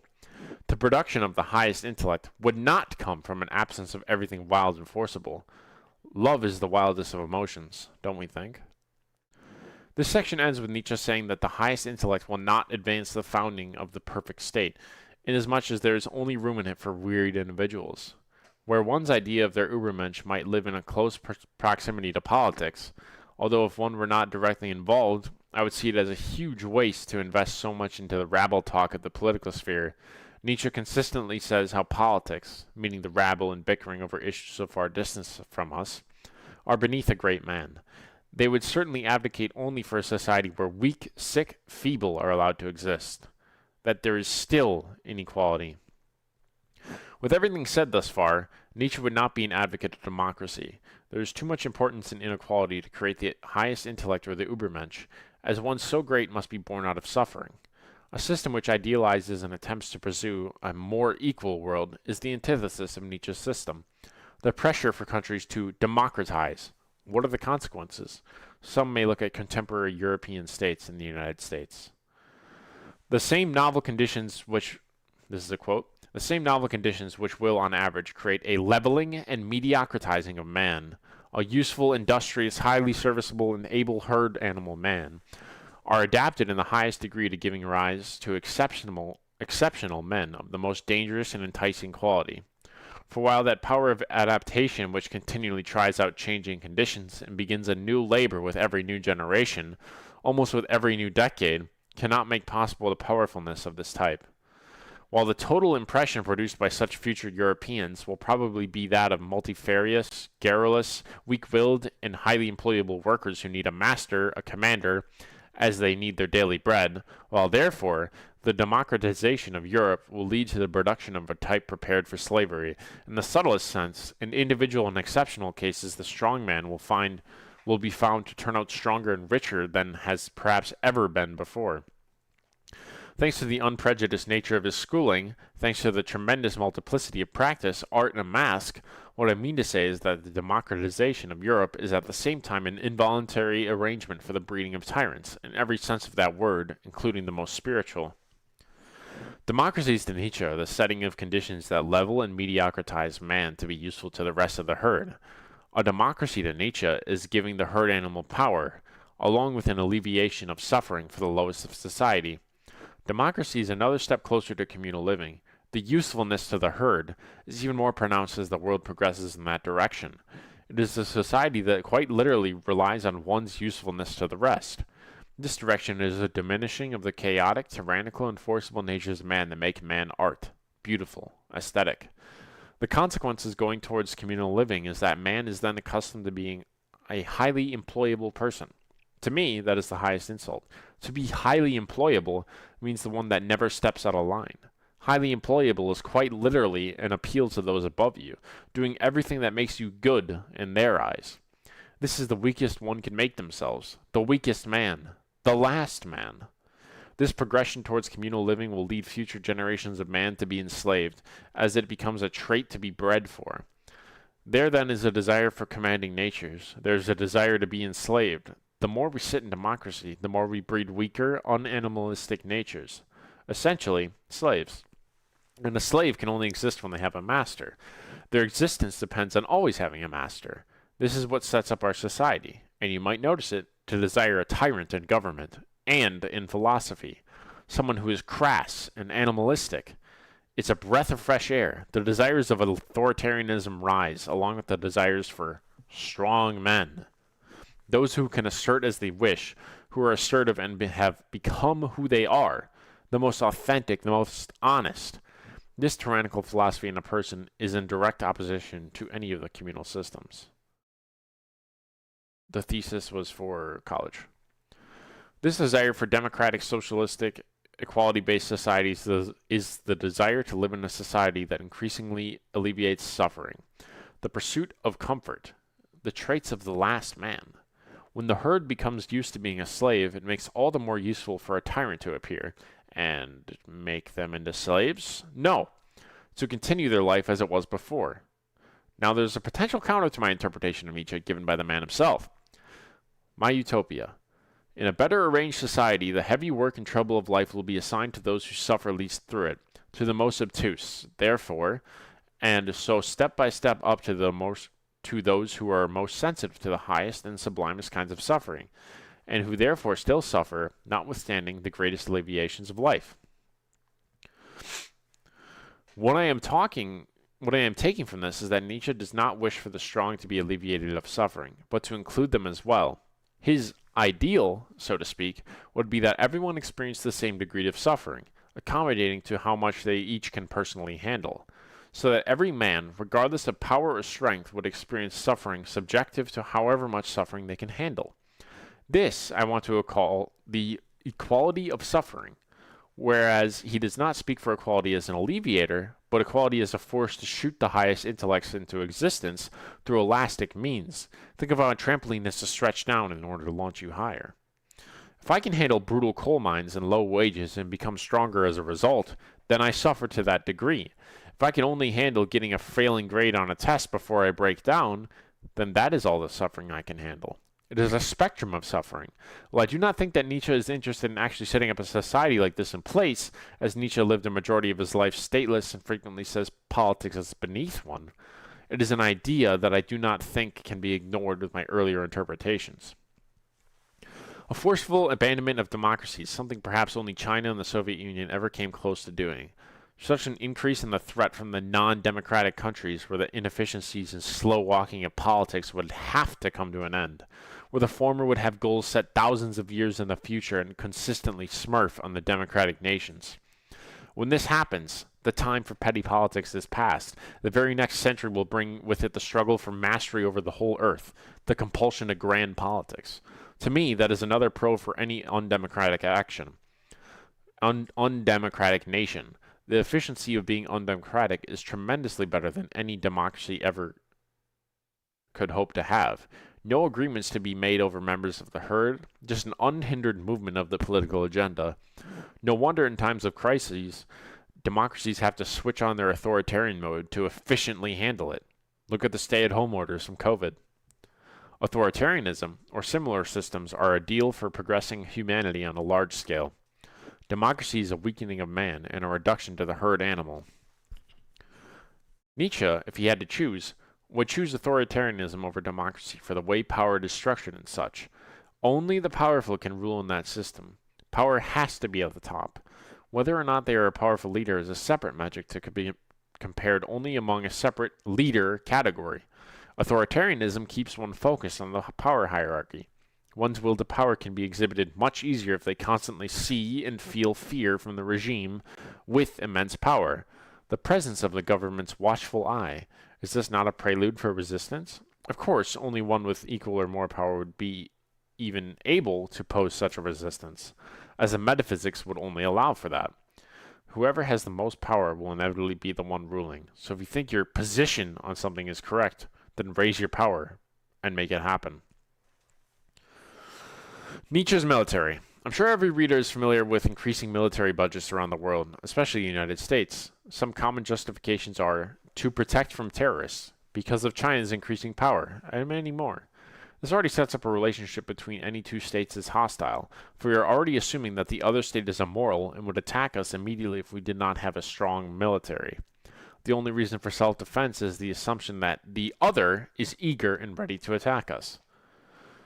And this is from Nietzsche. The means towards genuine peace. No government will nowadays admit that it maintains an army in order to satisfy occasionally its passion for conquest. The army is said to serve only defensive purposes. This morality, which justifies self-defense, is called in as the government's advocate.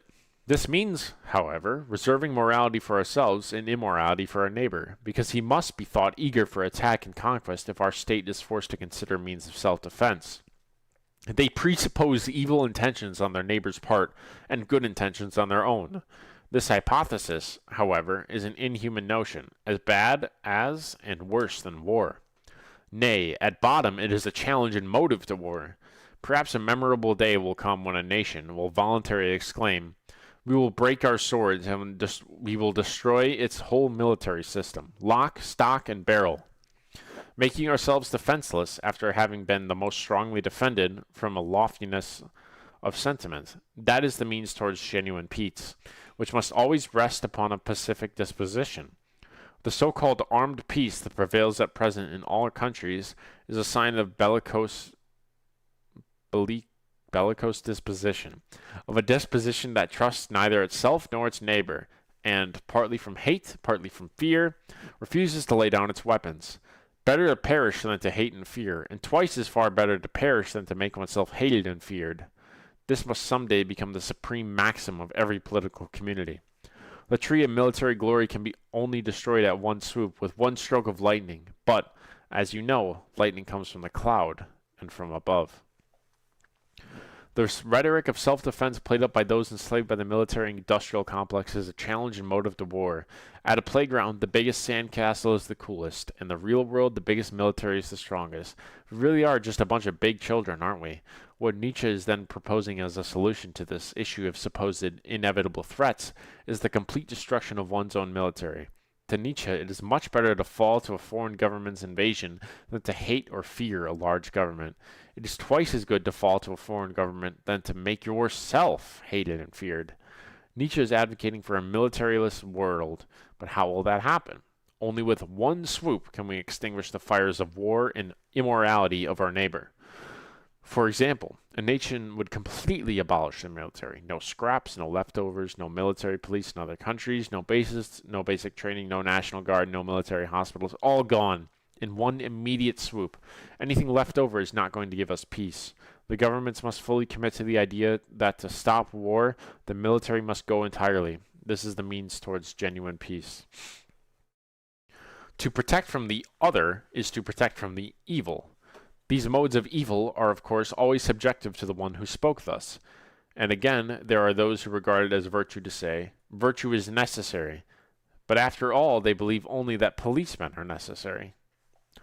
The one who spoke thus, are they not a propagandist for war? They have in mind the evil other and believe the good must be protected by a militaristic figure. Morality is brought explicitly here. They love their policemen as enforcers of virtue, as enforcers of the state. As much as they cry that virtue is necessary to be a good person, they only really believe that the police enforcing morality is necessary.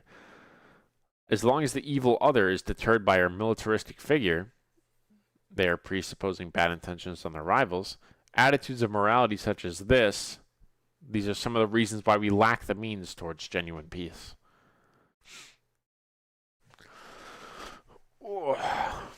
Control. The gregarious animal, as such, is free from all morbid characteristics. It is in itself an invaluable creature, but it is incapable of taking any initiative. It must have a leader. The priests understand this. The state is not subtle, not secret enough. The art of directing consciences slips its grasp. How is the gregarious animal infected with illness by the priest? We know how the state is organized and how different things work together in our cloud metaphorical. The state uses the church and its subtle directing of consciences. The state cannot itself lead the masses through intellectual, philosophical, and religious matters. The instinct of the enslaved is too much in hatred of its oppressor for the state to inject itself into such a relationship. A separate entity, the church in Nietzsche's time, must exist within the state in order for the leading and controlling of the masses to occur. Shown here, the state is not subtle, not secret enough. These work together, as discussed earlier. The state's maintenance requires the control of purpose, faith, morality, as the church is able to do. The state is even subservient to the church, or substitute to any other controlling body, because without it, it would not exist. It is necessary to maintain the cluster of clouds that is the state. There's no state without each individual cloud. Each different cloud is what someone should look to overthrow, not the whole state. Who created for themselves such caves and penitent stairs? Was it not those who sought to conceal themselves and were ashamed under the clear sky? Penitence is prayer in which the one confesses one's sins and makes one's restitution where possible, with the intention to amend one's life. The sins, or stairs, one must repent or climb in order to get to heaven. You must repent these, follow these, in order not to sin. And sin is evil, or so we hear. Penitent stairs are treated as a given. What I mean by given is that it is all too rarely subjective to reevaluation. A given is something not questioned, and if it is considered not something questioned by the herd. An extreme example is most don't even consider that murder couldn't be wrong, or would never consider murder to be right. It doesn't even come to mind to think about. That's what a given is. This form of a given through sinning is just another form of control. The church, who made sinning so wrong, effectively tell the world to act in a certain way, making them believe it by an education through the religious idea. A life of no sin is a life that is controlled. Suddenly, as subjects pass it on through generations, believe it is their own idea, and believe it is a given. The idea of a controlling cloud is not to tell them what to think, no, but instead how to think. If you apply a function to a set of numbers, the function will pump out numbers based on the formula you applied. Give the subjects a formula, morality, sinning, the church, and suddenly they will believe that their numbers are ones they came up with on their own, when really they've only existed as a function. As long as a person has not become an instrument of general utility, ambition may torment him. If, however, that point has been reached, if he necessarily works like a machine for the good of all, then vanity may result. It will humanize him in small matters and make him more sociable, endurable, and considerate, when ambition has completed the coarser ways of making him useful. When one becomes an instrument, a dulled person who is locked down by economic means, they can't leave their job and pursue their passion because then they will be homeless. Their ambitions simply torture them day in and day out. The machine nature he has been scripted to become will make him more sociable, endurable, and considerate. He has been praised for his usefulness to the herd. He is rewarded with the herd's recognition. His crisis is that he is not useful to himself. The way he is controlled by pursuing social recognition is a natural evolutionary will to power. It is better for reproducibility to be well liked within your community. However, he is still pivoting off the social or political spheres which are not ones of creation, of an Übermenschlich. He requires an external force to feel his power. No, no, no! Holy. The governments of the great states have two instruments for keeping the people dependent. A coarser, the army, and a more refined, the school. Above all, they make teachers of all grades into an intellectual court. Sorry, I don't know why I'm yawning. Intellectual court looking unconsciously toward the heights. These posts, however, must support the holder, but meagerly, so that he maintains a feverish thirst for promotion and becomes still more closely attached to the views of the government. For it is always more advantageous to foster moderate discontent than contentment. By means of this physically and mentally bridled body of teachers, the youth of the country is as far as possible raised to a certain level of culture that is useful to the state. Above all, the immature and ambitious minds of all classes are almost imperceptibly imbued with the idea that only a career which is recognized and hallmarked by the state can lead immediately to social distinction. The effect of this belief in government examinations and titles go so far that even men who have remained independent and have risen by trade or handicraft still feel a pang of discontent in their hearts, until their position too is marked and acknowledged by a gracious bestowal of rank and orders from above, until one becomes a somebody. Finally, the state connects all these hundreds of offices and posts in its hands with the obligation of being trained and hallmarked in these state schools if one ever wishes to enter this charmed circle. Honor in society, daily bread, the possibility of a family, protection from above, the feeling of community in a common culture, all this forms a network of hopes into which every young man walks. How should he feel the slightest breath of mistrust? Then the state can venture on the masterstroke of weaving together school and army, talent, ambition, and strength by means of common advantages. That is, by attracting the more highly gifted on favorable terms to the army and inspiring them with a military spirit of joyful obedience, so that finally, perhaps, they become attached permanently to the flag and endow it by their talents with an ever new and more brilliant luster.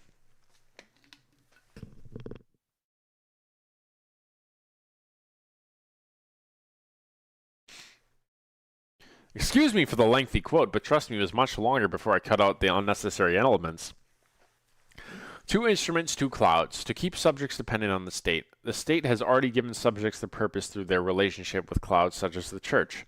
Finally, they have a God and a morality to live up to.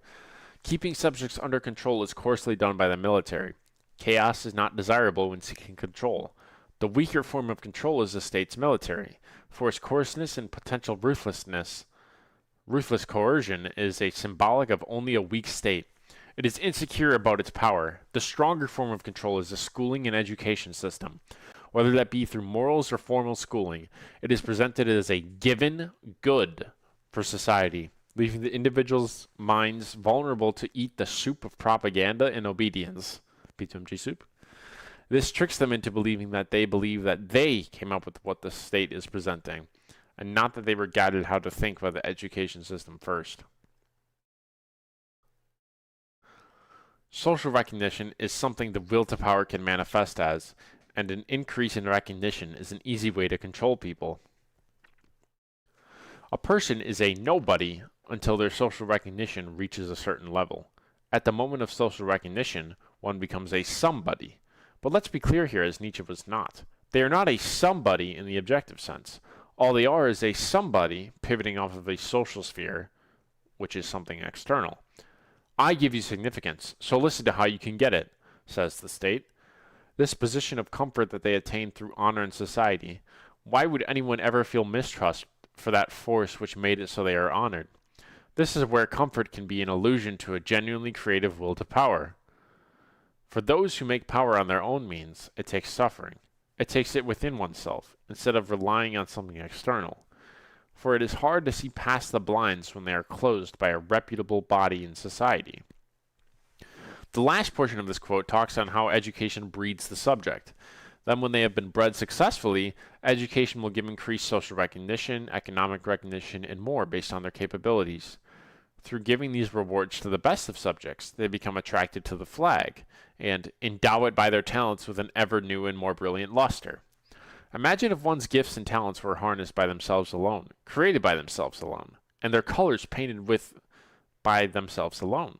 Does an Ubermensch even exist? Has one ever?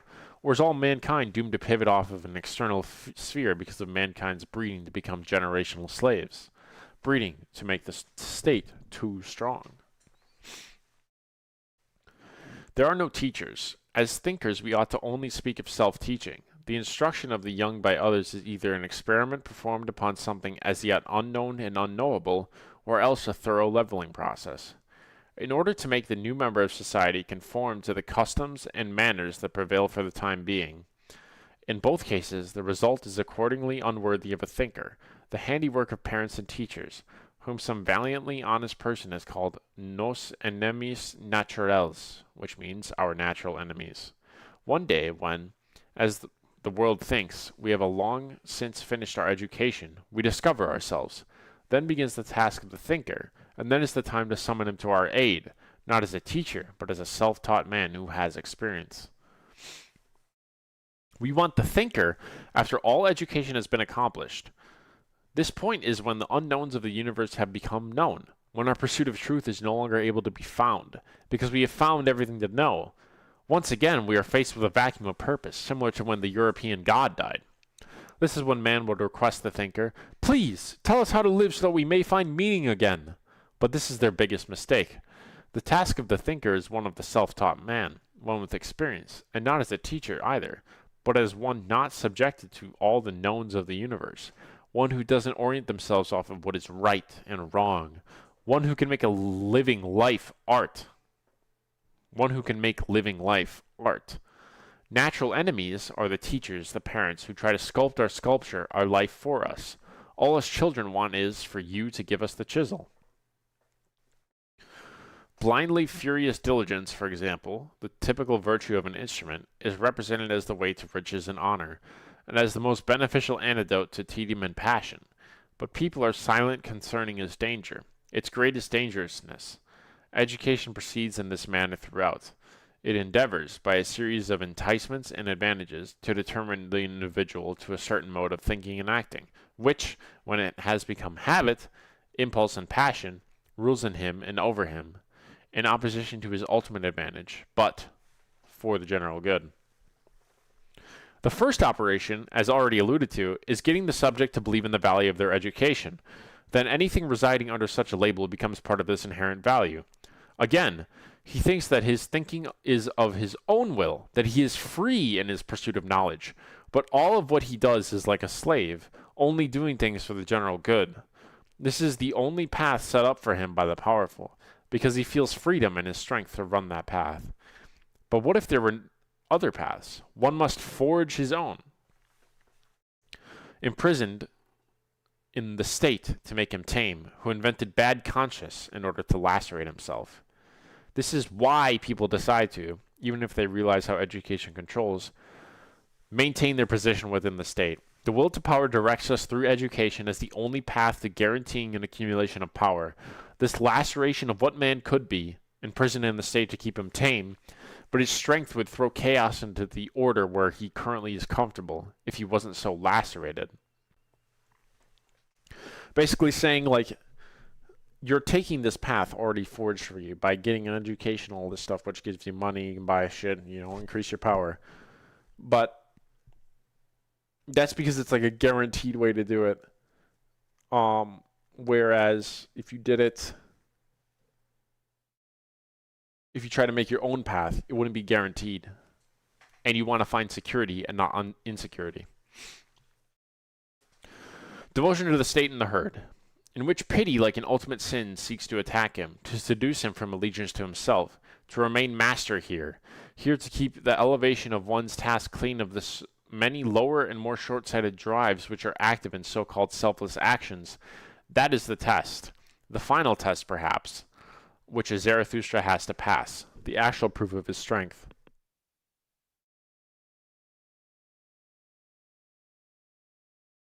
The state's church plays on sin and its own divinity. By its own divinity, I mean that the state is told to have a higher purpose, that it is something worth dying for, something beyond mankind. It is something of grand importance, and supposedly this is inherent. The weak ran to nationalism after the European god died. It fills that vacuum of divinity for them. This playing up is a seduction from where one's allegiance to himself should lie. Everything is a selfish action. If I volunteer for charity, I feel good from doing it, or I wouldn't do it. There's not a desire to do something that you know will feel bad 100% of the time. There has to be a reward in there somewhere. This allegiance to oneself is taking that further, where priorities are further set to usefully coerce your will to power, where I would not volunteer for charity because I am doing something else for myself to increase my power. Co-optation of the will to power is the most effective means of control by the state. It is the strong individual who can wrangle his will to power free and direct it for himself. To remain a master of one's own allegiance is to rid oneself of the state and the political minutiae. Politics is the most insignificant thing in one's life. The short-sighted drives are living and investing in the state and politics. To have devotion to the state and to the herd is justified through doing good for the most possible number. But we have already gone over how democratic ideals are something not to be strived for. The proof of one's strength is to be able to set up this reevaluation here to prove their strength is not pivoting off of an allegiance to anyone but themselves. Nothing external. Does it make sense to relapse or perhaps graduate into devotion to the state? That there is no higher purpose for man but to devote oneself to the state? One's devotion to a god with a different name would make them just as subservient and weak. Here's a quote, "A man who thinks state service to be his highest duty, very possibly knows no higher one." Politics and the notion of state servitude should be beneath the higher man. Quite literally, if this man is higher, he should be above the clouds, our cloud metaphor. Our metaphor can tie with Nietzsche's symbolism in Thus Spoke Zarathustra and the gay science, as the higher man is to breathe mountainous air, the highest mountains being above clouds. Serving the state is the same as serving a god. The higher, better, stronger men would know to deal with much higher problems than those of politics of the state. Anyone who thinks that serving the state is their highest duty only thinks so because they are merely lost in the vacuum of God's death. Their separation from religion, the hearts of persons in these circles are conscious of a void, and seek by devotion to the state to provide themselves provisionally with a substitute for religion, a kind of stuffing for the void. They do not have the power of creation to think of their capabilities beyond such servitude to divine bodies. Doing anything for the good of the state is just as wasteful as the devotion to God. I've said it a few times now, but the whole idea of serving the state comes from the service to the greatest possible number.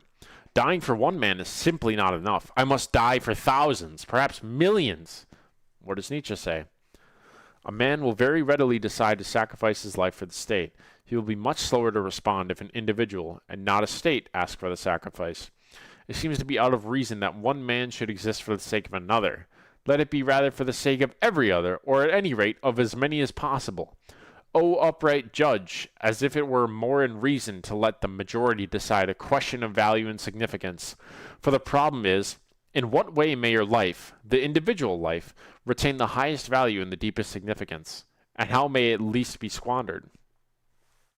We have already determined that the herd and its opinions, in principle, is wrong. What does this mean? That any sort of statistic measuring biological data or traits of a person operates on bell curves.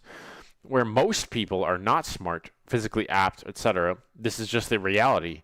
Trusting in the herd should be, if taken seriously, left to extreme skepticism. For example, most are not in the top 1% of intellect. In fact, 99% are not. We should be listening to the 1% at the upper echelon, as well as renouncing them, as we may have something better to say. This is only for us higher types. Have I made myself clear? It is stupid to risk your life for as many people as possible.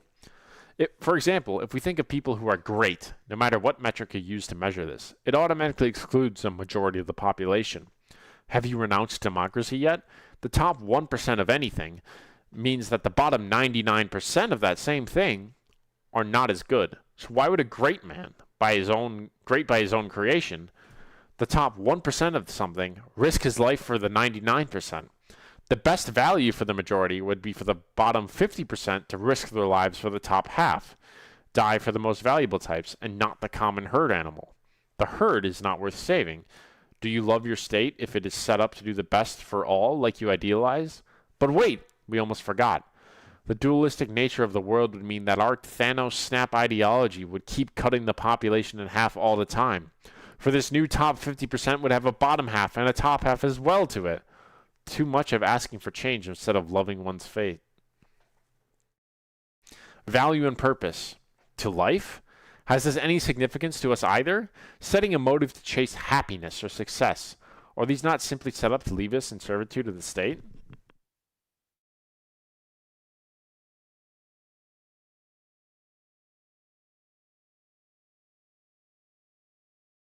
The pursuit of success has us associating with pre-existing ideas of success and chasing that. This success then lacks creation. The path we are to be set on is one of creation, and not one without. Only when success and happiness are reevaluated and defined on our own terms can it be acceptable. Too much has been placed on the emphasis in the pursuit of happiness. It is overused. A vacuum arises when we lose traditional definitions or metrics to have in order to be happy. What does Nietzsche prescribe one to do in this situation? Anyone? Bueller? I can't believe I fucking wrote that in there. That is so funny. Additionally, why is it that commodities are the only thing frequently seen as making one happy once attained? That you must be enslaved by the state to get money, to go buy something, which then makes you happy. This is the last man's idea of happiness.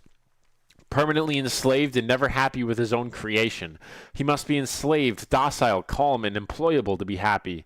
Have we gone beyond purpose yet?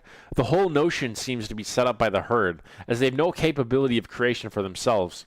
They need a purpose given to them. They need a purpose sold to them. It was bad enough to be given a purpose instead of creating one.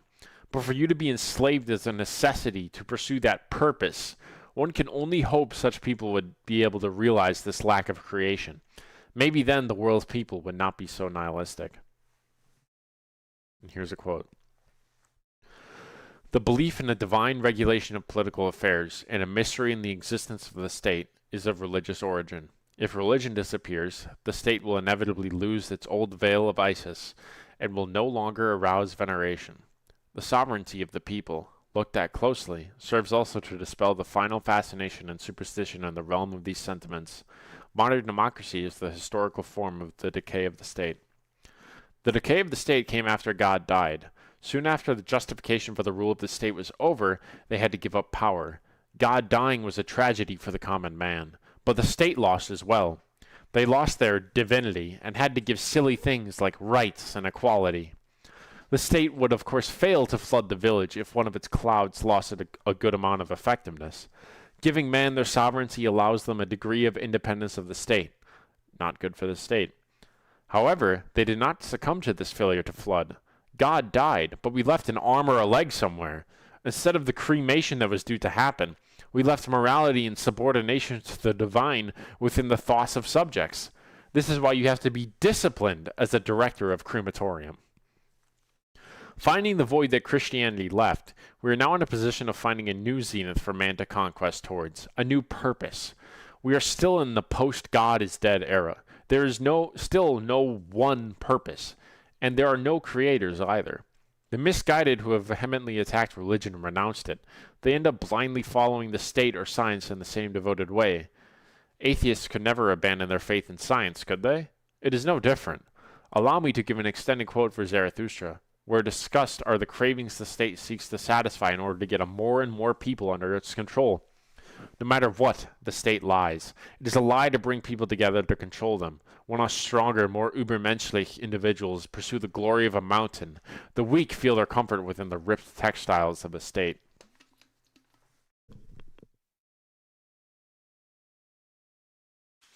Somewhere there are still people in herds, but not with us, my brethren. Here there are states. A state? What is that? Well, open now your ears unto me, for now will I say unto you my word concerning the death of peoples. A state is called the coldest of all cold monsters. Coldly lieth it also, and this lie creepeth from its mouth. I, the state, am the people. It is a lie. Creators were they who created peoples, and hung a lathe and a love over them. Thus they served life. Destroyers are they who lay snares for many, and call it the state. They hang a sword and 100 cravings over them. Where there is still a people, there the state is not understood, but hated as the evil eye, and as sin against laws and customs. Does it make sense when Zarathustra says that where there is a state, there is not a people? From our earlier ideas, it is clear to see how controlling forces would make one not who they are, pursuing paths to success, not of their own creation. But a bred machine meant to be controlled and harvested. Somewhere there are peoples and herds, but with us there are states. What is this saying? So often Nietzsche speaks of the anti-herd sentiment, but here it almost seems like it's another thing that might even be better than the state. A people is a good thing, as we are told the tale concerning the death of peoples. From the third line we can see how the state claims to be the people. This is a claim of democracy and of representation. By the people, for the people. But you are not me. Infinite interpretations may be taken from this. This is talking about the representation of the majority. That has never been the correct way to go. If a democracy wanted to be strong, it would represent the strong. But then, is it a democracy anymore if it would only represent so little of the population? Does it matter? Why have we placed our divine ideals with democracy? Maybe this is flawed. The fourth line of the quote tells the abuse of the state. Creators created a people who loved one another, who contributed to the art of living. This was freedom. Ours, if you wait. Then the state came and made traps. We will give you security, guaranteed food. And the people fell for it and were subsequently destroyed. Guaranteed power is the synonymous phrase for what was promised. One's will to power was coerced yet again to the most undesirable outcome, one that was unartistic, a destruction of a people. Its opposite, the creation of a state. Now, a people is somebody with shared cultures and values, and when you make a state, it shreds those up because they're not bound purely by their cultures and values. They're bound by a state. The sign I give unto you, every people speaketh its language of good and evil. This is, its neighbor understandeth not. Its language hath it devised for itself in laws and customs. But the state lieth in all languages of good and evil, and whatever it saith it lieth, and whatever it hath stolen. The state may have claimed its divinity, but it stole it from everything divine that made up the people. It stole all the customs and arts of the people. It stole the art from the artist's studio. Is this clear? The state has taken away our people. False is everything in it. With stolen teeth it biteth, the biting one. False are even its bowels. Confusion of language of good and evil. This sign I give unto you as the sign of the state. Verily, the will to death indicateth this sign. Verily, it beckoneth unto the preachers of death. Many too many are born, for the superfluous ones was the state devised. See just how it enticeth them to it, the many too many, how it swalloweth and cheweth and recheweth them. On earth there is nothing greater than I. It is I who am the regulating finger of God. Thus roareth the monster, and not only the long-eared and short-sighted fall upon their knees. Ah! Even in your ears, ye great souls, it whispereth its gloomy lies. Ah! It findeth out the rich hearts which willingly lavish themselves. Yeah, it findeth you out too, ye conquerors of the old God. Weary ye became of the conflict, now your weariness serveth the new idol. The state, I call it, where all are poison drinkers, the good and the bad, the state where all lose themselves. In the music, the moment you want, you can never let it go. You only get one shot. You know what I'm saying? The good and the bad, the state, or the slow suicide of all is called life. Have we been existentialist enough, Zarathustra? The slow suicide of all under a state. This is a life? But this is totally wrong, what Zarathustra has said. For we have not even gotten a chance to live if we were born into this state. So how could we be in a slow suicide? Does this slow suicide make sense? Our entire lives from birth, we are bred to be employed. The schooling system, the church, the morals, all exist to put us in a place where we can be a function in society. God quite literally forbids all chaotic natures. From chaos comes creation and joy. We knew that already. Have we the strength to break this seal? Have we had a walk down the sidewalk as Zarathustra might? Does our consumption of drugs fit us ever so nicely as to keep quiet the beast inside? Perhaps letting it out, depending on your choice of partaking. We are all dead if we live like this. Maybe it is time to learn to look.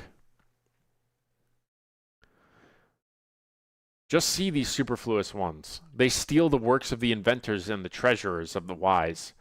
Culture they call their theft, and everything becometh sickness and trouble unto them. Just see these superfluous ones. Sick are they always. They vomit their bile and call it a newspaper. They devour one another, and cannot even digest themselves.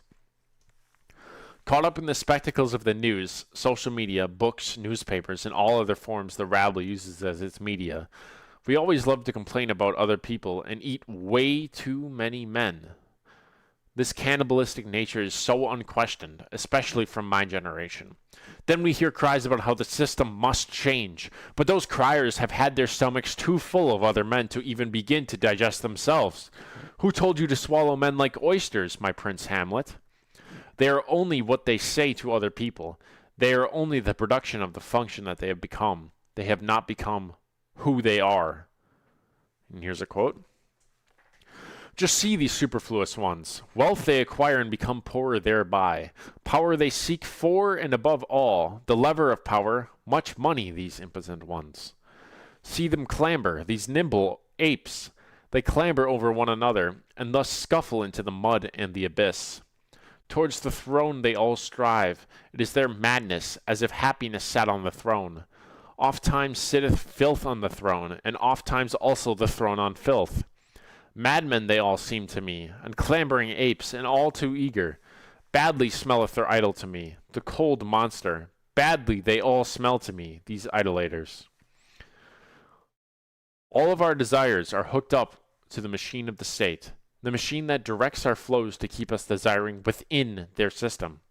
I desire a Ferrari, so I must work and serve the state. Money gains in general are the way I get such a thing. If I steal one, then I have been told it is not really mine, and I will be punished. There's no way out for that. The only way I can strive to increase my status, Ferrari equals status, is by employment under the state. The state determines what we want and determines how we get it. We owe our lives to the state to buy and become commodities. My brethren, will ye suffocate in the fumes of their maws and appetites? Better break the windows and jump into the open air. Do go out of the way of the bad odor. Withdraw from the adultery. What is that? Did I say that wrong the first time? Whatever. Of the superfluous. Do go out of the way of the bad odor. Withdrawn from the steam of these human sacrifices. Open still remaineth the earth for great souls. Empty are still many sites for lone ones and twain ones, around which floateth the odor of tranquil seas.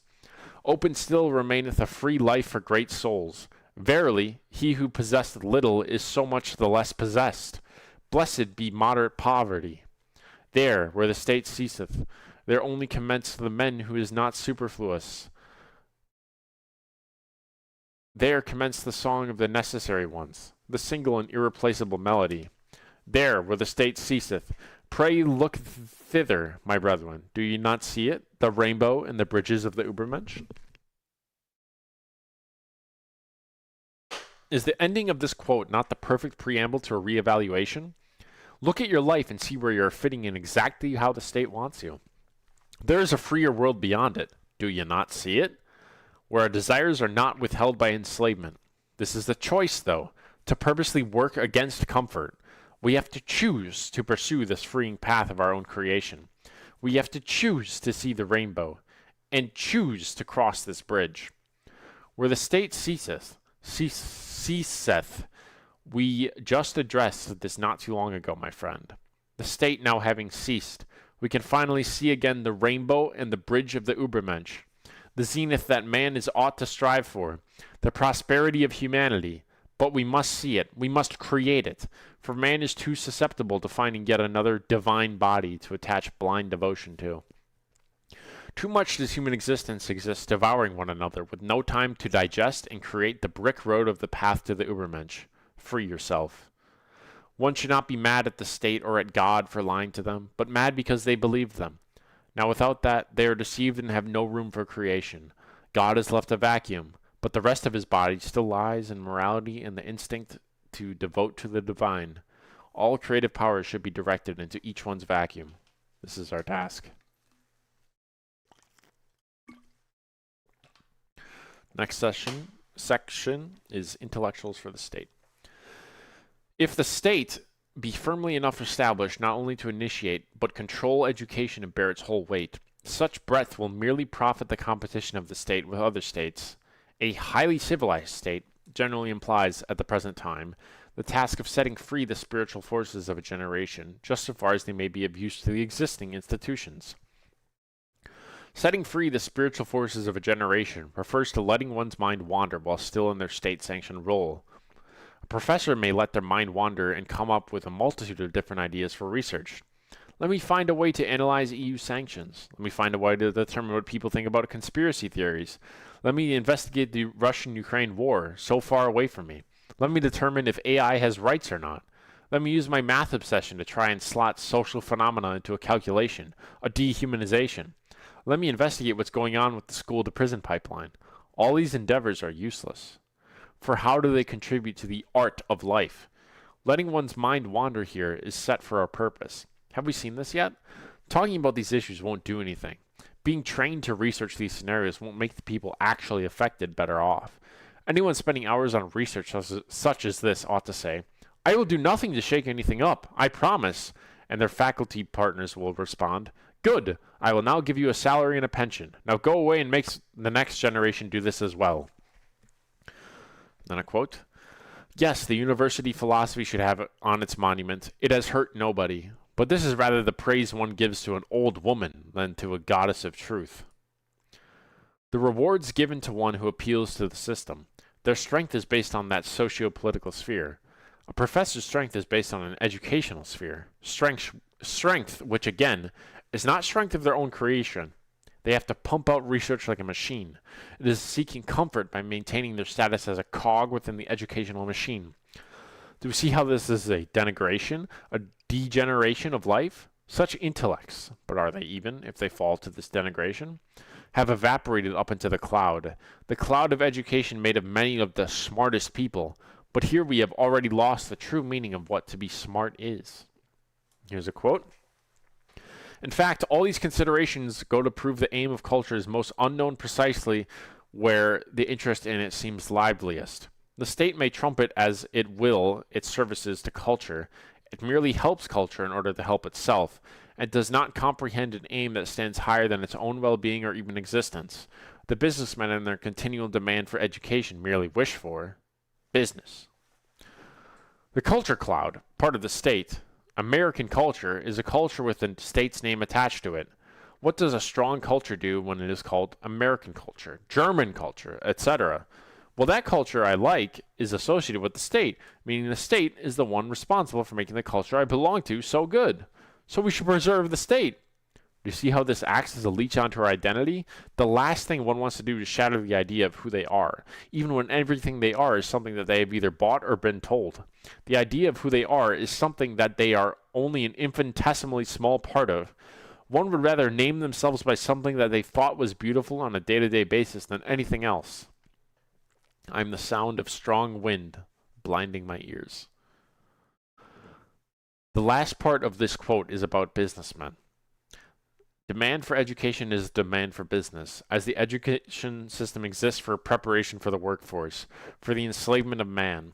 One could learn everything useful from education without it being in a structured system.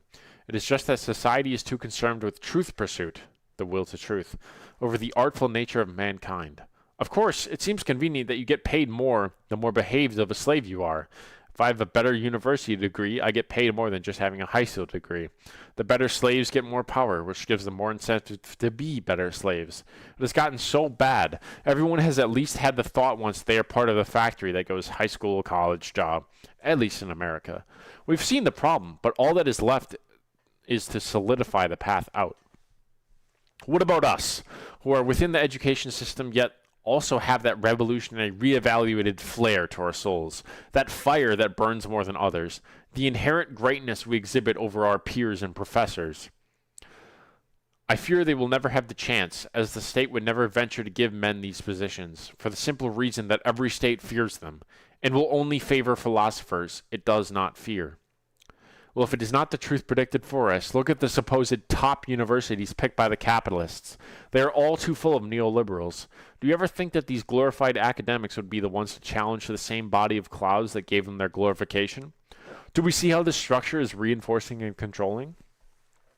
Nietzsche knew about this. He alluded to it. What if this cry were the ultimate object of the state, and the education, or leading to philosophy, were merely a leading from philosophy? Has this role of education now been made perfectly clear? It is about preparing you to be something rather than becoming who you are. This education, this philosophy is a leading towards enslavement, employment, rather than a leading towards freedom. Becoming who you are is a task that is extremely rare among the educated, if at all. And here's a quote. As long as this imitation thinking continues to be recognized by the state, the lasting effect of a true philosophy will be destroyed, or at any rate circumscribed. Let the philosophers run wild. Forbid them any thoughts of office or civic position. Hold them out no more bribes. Nay, rather persecute them and treat them ill. You will see a wonderful result. Everything will be left suddenly empty, the birds flown, for it is easy to get rid of bad philosophers. One only has to cease paying them. The state has never had any concern with truth, but only with the truth useful to it. That was some fucking weird sneeze. I was trying to finish the sentence before I actually sneezed. God fucking damn it. Did you hear that shit? I didn't even get it out, bro. It was like a fucking achoo sneeze. God damn it. I hated that. Whatever. Okay. Rather with anything that is useful to it. Be it truth, half-truth, or error. And now I'm fucking yawning.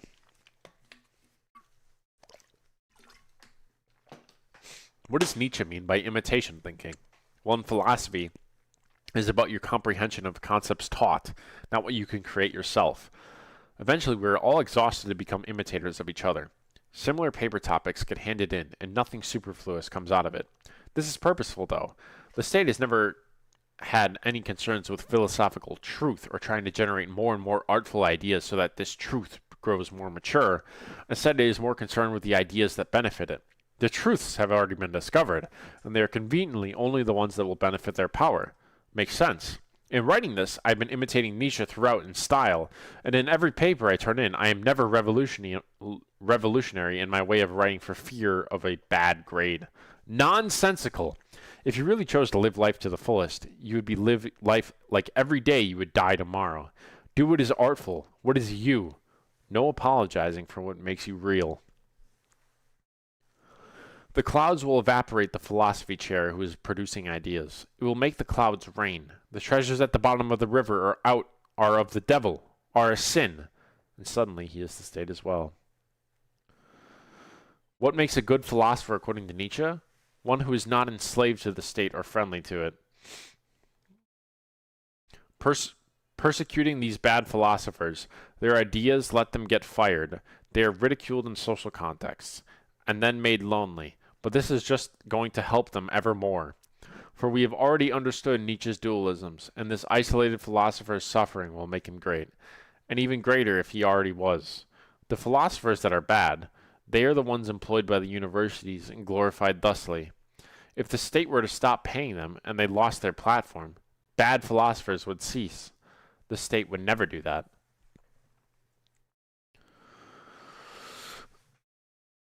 Then we got a quote here. Thus, the establishment of a higher tribunal outside the universities to protect and criticize them with regard to culture would seem a most valuable thing, and as soon as philosophy could sever itself from the universities and be purified from every unworthy motive or hypocrisy, it will be able to become such a tribunal. It will do its work without state help in money or honors, free from the spirit of the age as well as from any fear of it, being in fact the judge, as Schopenhauer was, of the so-called culture surrounding it. And in this way, the philosopher can also be useful to the university by refusing to be a part of it, but criticizing it from afar. Distance will lend dignity. Do we know what unworthy motives are? Those motives in service of the state? Now what are these? These are any interests involved with the clashing of the masses, politics, celebrities, and other short-lived, non-impactful situations. Anything that takes mental energy than necessary when its influence is so incredibly low in life. What Nancy Pelosi did one day is of zero concern to me. Philosophizing is an art. As such, it is made through the will to power, and one must be responsible enough to have it not harnessed through the state in any way. If this co-optation occurs, the beauty within is certain to deteriorate. The last part, distance will lend dignity, is seen throughout all of Nietzsche's works. Too much engagement with man leads to misanthropy. Now we have our section on pity. Nietzsche's most warned of emotion, pity. Through this analysis of pity, we will be able to look once more onto society as though we were to structure it, following our metaphors and definitions from earlier. Here's a quote. Certainly we should exhibit pity, but take good care not to feel it, for the unfortunate are so stupid that to them the exhibition of pity is the greatest good in the world. Observe children who cry and scream in order to be pitied, and therefore wait for the moment when they will be noticed. Live in intercourse with the sick and mentally oppressed. And ask yourself whether that ready complaining and whimpering, that making a show of misfortune, does not, at bottom, aim at making the spectators miserable. The pity which the spectators then exhibit is insofar a consolation for the weak and suffering, and that latter recognize therein that they possess still one power, in spite of their weakness, the power of giving pain. My monitor dimmed again. What does it mean then that we are certain to exhibit pity but not feel it? Pity is the last power of the weakest, as that can inflict pain. Pity is when you feel bad for other people, often regarded as virtue. If one pities and claims to have too much on their plate, I ask them, why then did you decide to take other people's food? Pity is different from empathy or sympathy. It is when you're exhibiting a negative feeling or a negative emotion from someone else's actions. Then with this negative emotion, it leads you either to a worse place for yourself or to alleviate your negative emotion by helping the one who invoked pity. Pity is an invocation of feeling bad, or a negative emotion when coming to know of someone else's situation. Then as a result, it weakens you. This ends up at some point being the only tool the weak have left, to have someone feel bad enough for them to help them. It is the last exhibition of their strength. Children are a good example of pity. When a child is crying and screaming, it is done so that one would feel bad enough to address their needs, or perhaps be so annoyed that they concede to the child's demands. Children are in the same group of society as the sick and old. These are the weak, who use pity to survive. Nothing is exactly wrong with invoking pity yourself. It is the will to power at work again, creating the weak to be subservient to pity and thereby increasing the effect of your power. Any parents would certainly attest to this, that this pity, crying and screaming from children, at the end makes a parent more and more miserable. Of course, we are told to love our children, right? This is the only power that the weak hold, to pity. The child is the one responsible for manifesting their own will to power, signaling to parents in various ways to keep themselves alive. Perhaps infants are the strongest of all of us in this regard. What does this look like in a grown-up society? Protesting, activism, chanting for rights to be given to them by power. The powerful eventually can't take the crying anymore, and after so much of it, they either shut it up or listen. This is only exhibited by insecure powers. Activist subjects are the grown-up child, the pity creature. They must cry and scream to have even a chance of fulfilling their desires. This is all that is left in opposition to the contemporary state. An individual is so weak in comparison, all one can do is cry. The strong simply make their desires a reality. That's all it takes and all it will ever take. No screaming required. There's no meaningful change, yet all you have done is cry about it instead of making it happen. The unfortunate derives a sort of pleasure from this feeling of superiority, of which the exhibition of pity makes him conscious. His imagination is exalted. He is still powerful enough to give the world pain. If activism truly wanted to be successful, one would focus on the building enough power to contest the contemporary state, an extremely difficult task, but the only effective means of change. Everything is left in a power balance. One can do nothing, or one can present an equal or greater power to the current one. Often one might look towards the avenue of becoming a cloud to make change, but that is not exactly what an Ubermensch would do. We've already explained how politics are left for the rabble, this excluding change through power. No bickering is required when power simply demands it. Joining the state apparatus is not of the Ubermensch. There is no change from within, as an Ubermensch is always without in this regard. The ability to pivot off of nothing to make strength, joy, create beauty, an artful existence is what they would pursue. There would be no necessity to make themselves into clouds. There is no need for artifacts at the bottom of the river, or for the village people's pleas. They are able to manifest everything they need from their own power. No one is honest enough to say that the company of other people is all self-pleasing. Staying reliant on others is function-making. One must be absolved of the spectacles, the influences, in all people in order for clear thoughts to occur. As we have went over a while ago, the feeling of power is necessary for beings to know they have it. A herd animal relies on other entities to feel their power. An Ubermensch is able to feel their power absent of other entities. Sometimes one exhibits an assertion of power both secure and insecure. Physical pain given to another is feeling power. The dishonest will say it would not please them, but of course they are only speculating from a moral lens. One might say they are too good to ever inflict pain, but it is feeling of one's own power to do so. It is pleasure in a reinforcement of this will to power. I know I have been more than clear in this section. However, for those who have read and helped edit this so far, they still make arguments to provoke thought based on a complete misunderstanding of what I wrote on pity. We will not turn around for a car that just broke down, for an engine that has a maximum speed of 25 miles per hour. I don't know what the fuck I was saying there, but whatever. Morality and virtue, next section. We start with a quote. Compulsion precedes morality. Indeed, morality itself is a compulsion for a time, to which one submits for the avoidance of pain. Later on it becomes custom. Later still, free obedience. And finally, almost instinct. Then, like everything long accustomed and natural, it is connected with pleasure, and is henceforth called virtue. The avoidance of pain and the pursuit of comfort are the fundamental reasons we keep society as it is. No doubt trying to write it anew via revolution or massive change would cause instability. But then how would I get my bananas as easily as I can now? If the government is overthrown, certainly trade relationships with banana-growing countries would cease, and that would make me uncomfortable. The built-in morality of the state, another cloud of the state, the pursuit of morality, that is, being good, is rewarding. Being good, as we have already explained, is being orderly. Being non-chaotic, being ordinary. It is rather convenient that morals were set up by the masters and the nobles, as Nietzsche says in Genealogy of Morals. In the first place, on the creative side of it, masters have power, and if all they have to do is utilize some of it, from superfluity, to reward the good and moral subjects, the rest is free for them to reward themselves, at an absolute freedom too. These subjects are likely never even exposed to such power that the state has. Their subjective experience is that their tiny slice of power given is all too worth it, so they continue being good. This drive to be good was shaken by the European guide dying, but still the moral nature of Christianity still seems to stick around in the world. Again, remembering that we didn't burn all the parts of God to ashes when we cremated them with the origin of species. We left a leg or an arm somewhere. That has to be the case. Somewhat of a flaw with the atheists, socialists, and revolutionaries contemporarily is that they sometimes try to justify their comments through said morality, that it's good to do X or Y. To me, and to you, it should be an immediate detraction of all they are fighting for if it is done on a non-reevaluated system of morality and virtue. For while the political opponents are mostly of the faith which made these morals, they themselves still align with them.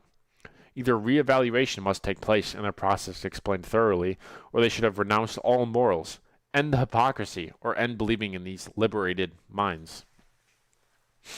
We have a quote here. Zarathustra, the first to grasp that optimism is just as decadent as pessimism and perhaps more harmful, says, "Good men never tell the truth. The good taught you false shores and false securities. You were born and kept in the lies of the good. Everything has been distorted and twisted down to its very bottom through the good. Wanting altruistic would mean to deprive existence of its great character. It would mean to castrate mankind and reduce it to a paltry Chinadom. And this has been attempted. Precisely, this has been called morality. The greatness of character which morality tries to murder, a pursuit of the good above all else. We've already covered the dualistic nature of the world at the very beginning. Now we find it to be more and more true as we write. Being good. What does this teach us? That being good has rewards, right? Otherwise, who would want to be good? These made-up concepts, there's no good in itself, set up such a narrow happiness. If I am good, I am happy. So boring. This would mean to deprive existence of all its great character. One should accept one's fate, amor fati. One should embrace all aspects of existence, even and especially what is considered evil. The suffering, the greatness, the genocides, the peacetimes. It is all beautiful, but one cannot exist without the other. Do you see? Trying to set up good for everyone. This morality is what will destroy beauty. Do you see our way out yet? Through our orientation of beauty? For the world as it is? The generation of man sits in the same boat as our systems meant to control the herd. They work together. They might even be one and the same. Zarathustra knows these lies. Perhaps now you see our way out. Here's a quote here. The more healthy, strong, rich, fruitful, and enterprising a man may feel, the more immoral he will be as well. Have not all the great things and deeds which have remained fresh in the memory of men and which have not been destroyed by time been immoral in the deepest sense of the word?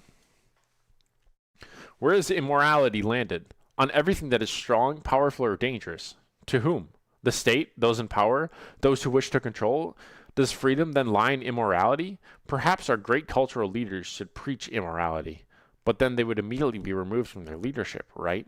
Morality is inhuman, right? A pursuit of immorality instead. What are the consequences?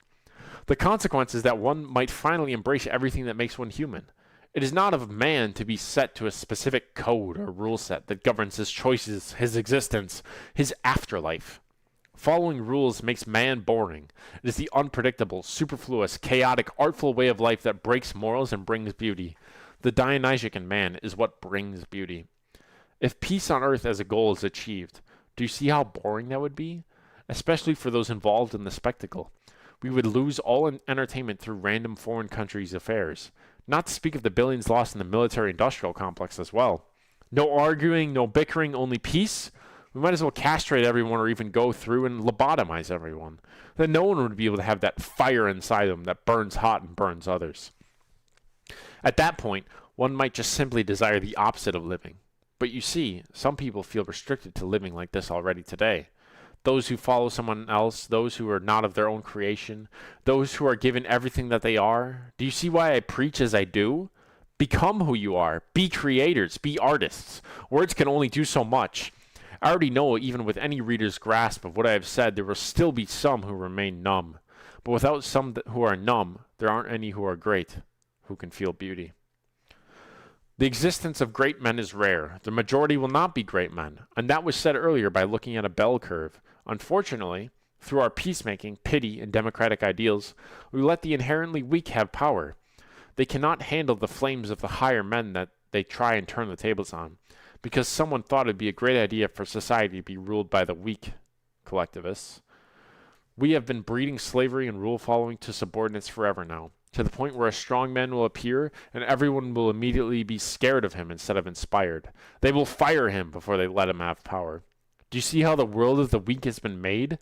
Our politics is the antithesis to this world of the weak. Our position lies in the mountains above these herd animals. We breathe the fresh, crisp, strong air, elevating ourselves to the point of superfluity, of facing directly into strong winds, as we will have no reason to spit down any longer. We risk takers, we enjoyers, we lovers, we artists, us who are powerful. It is time to take the world back into our hands and let the strong rule over the weak. The world has gone too long in democratic politics, permanently placing enslavement in one's blood. The last of us of the Übermenschlich, need to bring back might, for we know that might will give us right. Our metaphysics will provide for us, as long as we have not all died off already. Chat, it's time for the conclusion. Man lost purpose when science killed God. God is dead. Man in the mid-18th century was questioning their faith in the Judeo-Christian God. Science had originated new doubts in man. This led to a purposeless life, as faith was the spearhead of determining man's purpose. Man, as a result, was devastated and lost. Without purpose, one strives toward nihilism, a negative and pessimistic perspective that the world was meaningless and it was to be hated for that. On the other hand, one might choose to pursue truth through science, nationalism, or another practice subservient to the state to find purpose. We found issues originally with the idea of one finding their purpose, but what was proclaimed that convinced us it was important to even have one. Our prescription thus became a critique of the subject to put it on into our lens, an abandonment of divine purpose as it enslaves you, meaning that one thinks one ought to devote oneself to a higher order, a divine entity, but no longer. If we are creators with power, at that point, it is not that we are failing to live up to a purpose, but that the purpose is lacking. Our prescription is one of directionless motive, one which is not set to be attained as a static thing, a prescription which can never be labeled or categorized, an eternal wandering. The most powerful natures resonate strongest with this, that we are all more than a simple given purpose. The case is clear when we talk of a purpose ordained by the state. What does this mean? Serving your country, as one ought to die for the most possible number of people in order to ascribe value to their existence. Being a good employee as you're benefiting everyone in the company. Setting your goal to reproduce, to provide more state servants and proletariat children, where powerful natures differentiate from this given purpose, is that they do not base themselves on the spheres of others. They do not die for the most possible number. They die for the greatest or not at all. The strongest perspective on life is not one of enslavement to the most, but of greatness of power. Only the power in someone should be constitutive of their existential valuation. The definition of a purpose is taking away from the idea of a purpose in the first place. For ye of the sand, one should always seek to be a becoming, a strength that is growing. Übermenschlich. The ideas of a good and bad are now subject to skepticism in this vacuum of purpose. Let us keep it that way. Do not forget the work done with God's death. Others will try and find an ear or a tooth left by an unemployable crematory technician. Our freedom can only be grasped through a transcending of traditional morals. The solution to a godless world without purpose is through creation. Becoming who you are is amor fati to how you are. Loving one's fate does not mean changing for others or failing to stand up for yourself. Keeping your authentic self means being rude when you have to, nice when you have to. There's nothing that you should let get in your way of becoming truly authentic. This amor fati is a love of all facets of existence possible. One should not reject themselves based on their principles, but throw away the principles entirely and let the wild beast roam free. This power to manifest this freedom then comes with art creation. One can choose a medium and reflect their human existence on such, creating something beautiful. Anything can be the medium to which you do art. This is a path that can be brutal and cruel by accident. Napoleon Bonaparte was the artist of the political medium, who he was directly reflected onto the canvas of politics, making for a beautiful existence along with it. Übermenschlich art is art where the medium can constantly change and the art creation never stops. The beauty never stops. If an Übermensch were locked in a room with white walls, no stimulation, no window, and only periodical food, an Übermensch would still be able to make art. While being perhaps only in the mind, one's orientation of finding and making beauty in all, even that which is weak. That is an orientation of a higher degree, and what represents my interpretation of the Übermensch, regrettably too well defined. It is the most uncomfortable to place yourself in kinds of situations where you have to create in order to avoid the hellscape of boredom. Perhaps that is why the only strongest natures take up this conquest of voluntary suffering. Nietzsche's last man is the antithesis to the Übermensch. The last man is one who is always resting in comfort, always pursuing comfort. One who does not ever find themselves in the hellscape of boredom, never a thinker, an unartistic nature, and thus a nihilist at heart. One who bases all of their strength off of external sources and never from within. This is what we seek to conquest away from. This all too comfortable lifestyle that drives the beast of humanity into the caves. Those who have the reins are able to steer the chariot, but let's hope they do not run off a cliff with it. Addictions find themselves in comfort. New technologies also find themselves similarly. It is easier to stay comfortable when interacting with others through a screen, with something you know will be fun, something so easy to get. This quickness to alleviate boredom takes the place of meaningful suffering on the path to greatness. Our dualisms can state once more that suffering is necessary for greatness. Weakness in man has come on evermore. Society and its advances have automatically placed too many men in a position of comfort. We must acknowledge and appreciate suffering in order to bring greatness. Brought individually, we can live to the utopian sufferer equality Nietzsche could only dream of. This requires strength and a lot of it. Declines in those who are great comes at an increase in those who are not. Again, we are the ones with the reins. One feels free in their strength. Remember the example of different people having different skills, piano, educational success? These people have strength when the pianist performs a recital for hundreds, or a scholar gets their book published. The world revolves around one's will to power manifesting, and they must also feel it. The drive for the will to power to keep going, for another whip on the reins, is an individual feeling their strength. That is a reward mechanism built into the state of existence, the dopamine hit. The state can control this, of course. Setting up rivers for canoes to go down, one would find that the canoes follow the river. Setting up social structures for one to feel their strength, and one would see a subject only choosing modes of strength designed by the state. The canoe cannot be successful on land, as it will not flow down the stream. One cannot feel their strength to the same degree outside of creation of what the state has created, at least not immediately. The most comfortable avenue is the one inside the state's creation. Having finite choices to where you can feel your strength gives one comfort as opposed to the vast insecurity of infinity lying around outside the state. An Übermensch would be able to feel strength without the spheres mentioned above. They wouldn't have to feel their strength like feeling their feet on the ground. They simply know their feet are there. They know and feel their own strength. Those who are dependent on another sphere to feel their strength cannot be Übermenschlich. One can wonder how a vast majority occupy the status of never becoming Übermenschlich. Such is why we discussed bell curves and how this is a way of becoming. This way of becoming is only limited to the best of the best. We needn't worry about comfortable people, but they should be known as cowards. Those who are comfortable and afraid of those who run on, produce, and burn. Those who are the hottest blazing fires of mankind. They violate morals, but they create. They destroy, but they create. They were only told to be feared by a herd body of control, our massive clouds.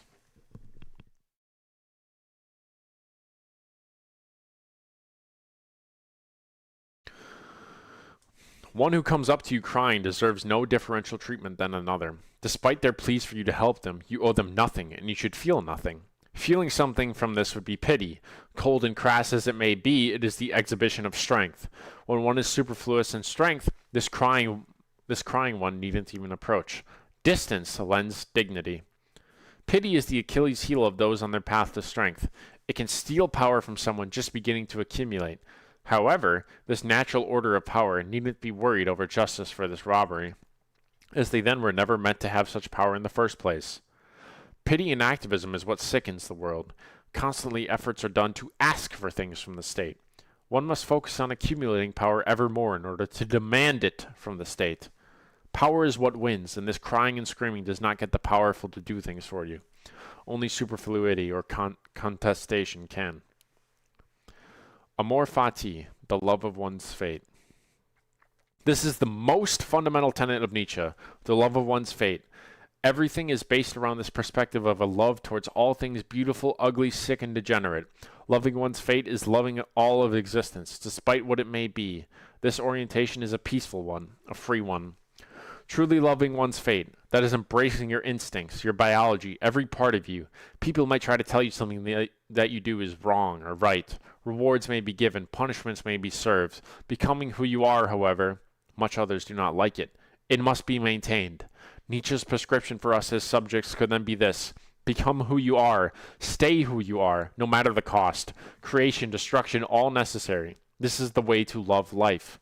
Truly loving one's life also involves loving the suffering of others. To be content, one must be discontent. This especially is for more last men types. You must support the exploitation of the third world, as they are the ones suffering to make you so comfortable. This inequality will always remain inequality. Inequality means equality on the other side. Dualisms make it so. So trying to make a world of just and equality is not possible. One can only pick and choose to what degree they want something equal, or just before someone else has to suffer. An eternal balance and harmony of all things. We must learn to love this as well. The freedom after reality. What if a demon crept after thee, a revolutionary activist, into thy loneliest loneliness some day or night, and said to thee, "This system, as thou livest in it at present, and hast lived in it, thou must continue living in it now and forever, and there will be nothing new in it. But every pain and every joy and every thought and every sigh, and all the unspeakably wrong, inclusive, accommodating, and good in thy system must stay as it is to thee again. And all the inequalities and injustices, and similarly this spider and the fly in its web, and similarly this revolutionary attitude of yours, and all who oppose it. The eternal sandglass of such a developed state would never be turned once more, and thou will ever be turned once more, and thou with it, thou speck of dust. Wouldst thou not throw thyself down and gnash thy teeth, and curse the demon that so spake? Or hast thou once experienced a tremendous moment in which thou wouldst answer him, "Thou art a god, and never did I hear anything so divine"? If that thought acquired power over thee as thou art, it would transform thee, and perhaps crush thee. The question with regard to all and everything. Dost thou want this system to stay, and also to continue to operate as it is? Would it lie as the heaviest burden upon thy activity? Or how wouldst thou have become so favorably inclined to thyself and to life, so as to long for nothing more ardently than for this last eternal sanctioning and sealing? The largest states in the world are simply too powerful. As an individual, you can try to take on the burden of changing the world for the better, or you can take up the blissful ignorance. No matter what your colleagues try and tell you of their war of empathy, the clouds above cannot be removed as per our metaphorical, and it would be foolish to try. To the eternal presence of the state, are we not better suited to find the capacity within ourselves to live free of its influences? Are we not to find our own strength as per our own creation? Why bother making amends or killing that which forms the herd? We can still live our artful life without caring so much about something that can only be overthrown with an immense amount of power. This should be clear now. An individual by themselves, unless blessed with comic superpowers, cannot make changes to the state. It is simply too powerful. One who is ubermenschlich already knows already the dangers of working in collective groups. Compromise, democracy, both plagues when the ear should be pointed at only the smartest, strongest, and best of living. I want an artist whom I find great, someone like Rembrandt to paint my portrait. I do not want a third grader. Wouldn't everyone agree to that?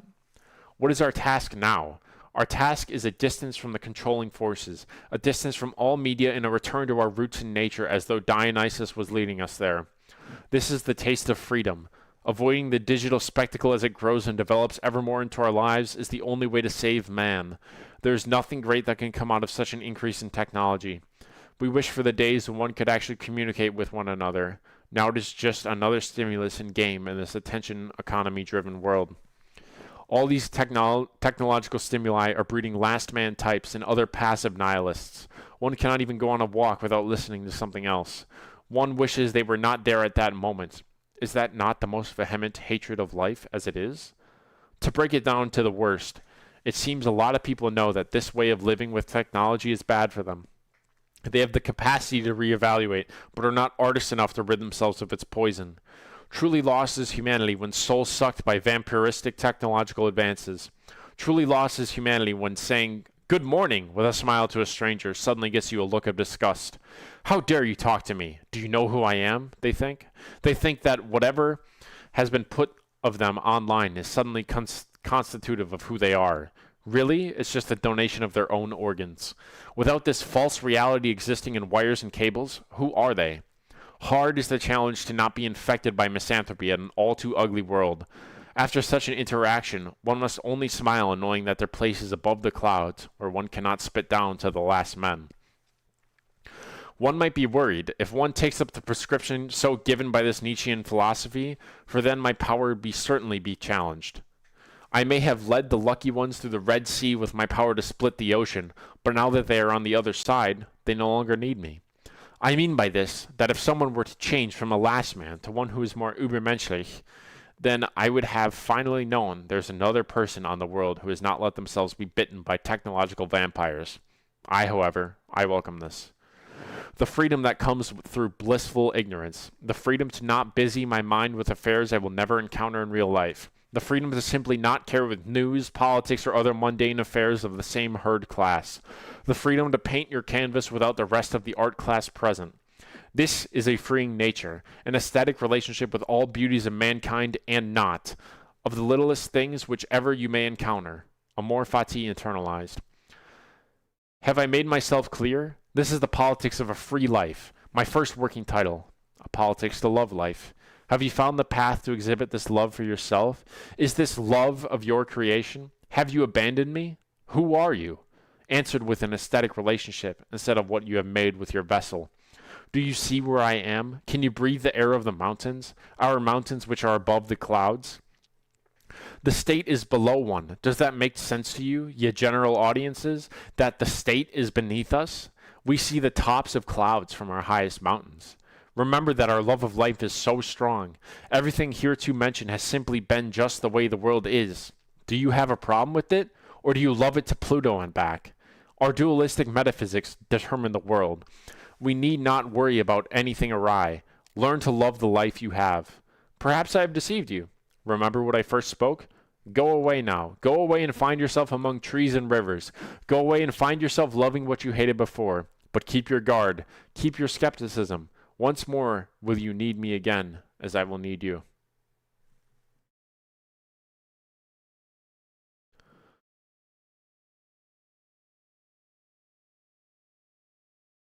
And we're done. End of part 1.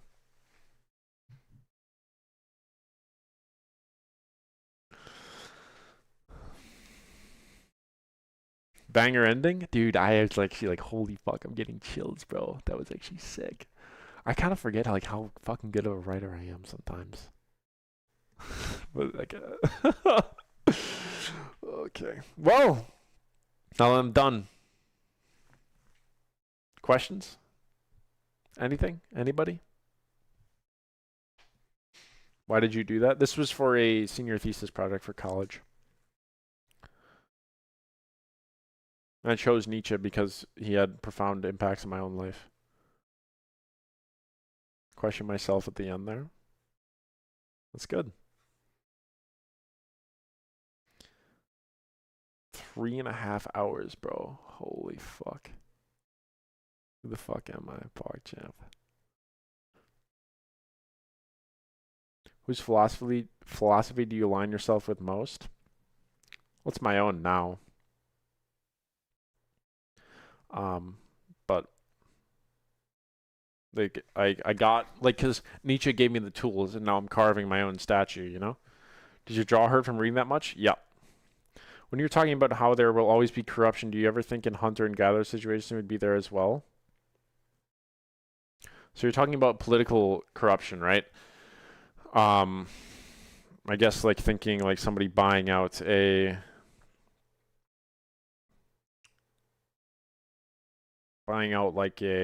politician to do their bidding.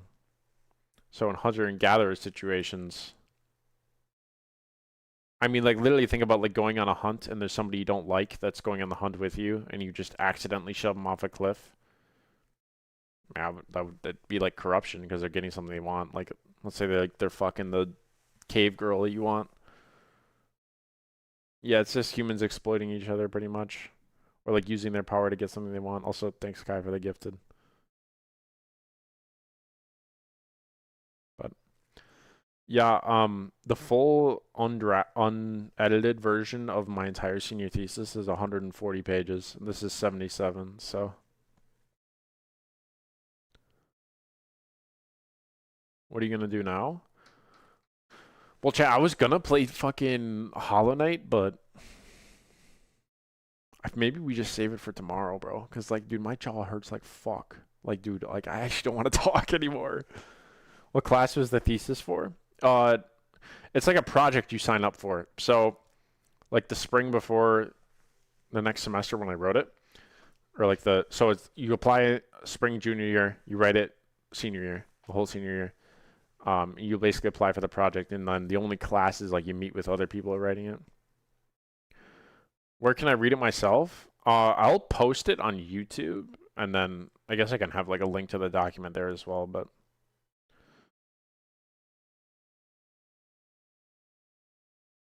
hate reading digital, so an audiobook is nice. Might be crazy what I'm about to say, says a bunch of slurs. Dude, that's an OG P2MG joke. It might seem crazy what I'm about to say. Bum bum bum bum bum bum bum bum bum bum. And then you just say a bunch of slurs. Posted in announcements before? Yeah, I don't. But I only thought of this again because I found the final version I sent to my thesis advisor on my laptop. You know, the one that had the Thor main on it. So this is the final version. Torbonne Stadium today? Fuck. Probably have to do that tomorrow. Frick. We got a lot of shit to do, bro. So happy you remember? Of course. Ask us questions and critique our answers. Yeah, but see, like, if I did that, though, and, like, I'm wanting you to answer a certain way, then it's like I'm almost preaching to you, but I don't want to preach. You should be able to, like, I want you to discover your own way to live life because it's going to depend on your conditions, who you are, what kind of abilities you have. Like, what grade did you get? 100%. I mean, like, it was really a completion grade, but, like, yeah. So fun fact about this, actually. So we applied in the spring, right? And I got accepted in the spring at the same time. And I set up my reading list. I read all of Nietzsche's works and then a little bit extra from other authors. Read all of that over the summer and started writing it in fall. And I had the whole thing, first rough draft, done by November. And at the same time, all of my peers were just finishing coming up with their actual topics. I fucking smurfed on those hoes. I fucking smurfed on them. And then I was like, it was to the point where me and my advisor were deciding, are you going to write another thesis, like a separate one? And I was like, I don't know, maybe. Like, I smurfed on them at school. I fucked them. I fucked them, bro. Sorry, that was a little bit crass, but. Thesis about malpractice. Tryhards are everywhere. Stop it! Stop it! But yeah, guys, I hope you fucking enjoyed this. I literally, I'll do like a little fit check for y'all. Hold on, let me go full camera mode. Here you go.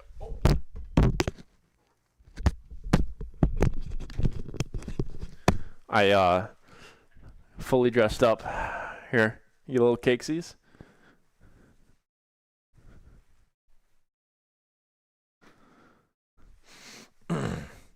Hold on. Hey, sir. Nice to meet you. Preston. Hey. Oh, yeah, let me pull this chair up. Oh, yeah. Oh, okay, I'm just really baiting so hard.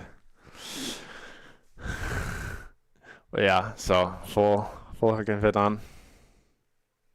The accent. I didn't even realize I went into that. That's funny. But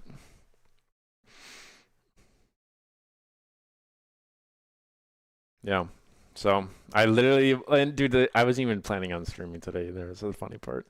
I was gonna take another day off, but We'll cut it a little bit short here from my normal 4 hours, and then so just for those of you who haven't seen the stream ideas and suggestions channel in my Discord, so things that we're gonna do. So next stream is we will start with Hollow Knight, and then I think we'll do Deadlock after that.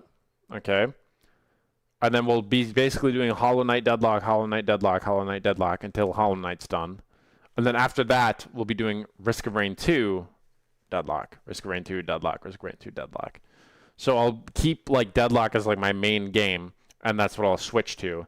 But those will be like my variety content. So I'll split up my streams a little bit more so we can kind of like expand our tendrils out. So yeah, and for Risk of Rain 2, I will be trying to 100% the game. I'll actually show you guys this right now. Let me go to my screen capture. I reset all of my achievements. You can do that, by the way. I found out in Steam. So that when I'm doing them, they'll pop up and you'll hear the sound and all that stuff too. No Torb Stadium? Fuck! I forgot about that. Okay, tomorrow, Hollow Knight, Torb Stadium, maybe Deadlock. Fuck. But we'll start with Hollow Knight since that's what I said was promised to be the second thing, you know?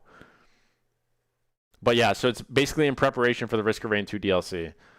But yeah, so I had like 80% achievements, by the way, in Risk of Rain 2. Fucking 100 hours in the game. So we reset all of them. We have a new profile in there. And then we're going to go and get 100% in the game. Clips isn't in achievements. We do that too. Depends. I'm for sure it has to be 100% all the achievements. So, but yeah. Also, I had thoughts, by the way, about playing Loki in Marvel Rivals.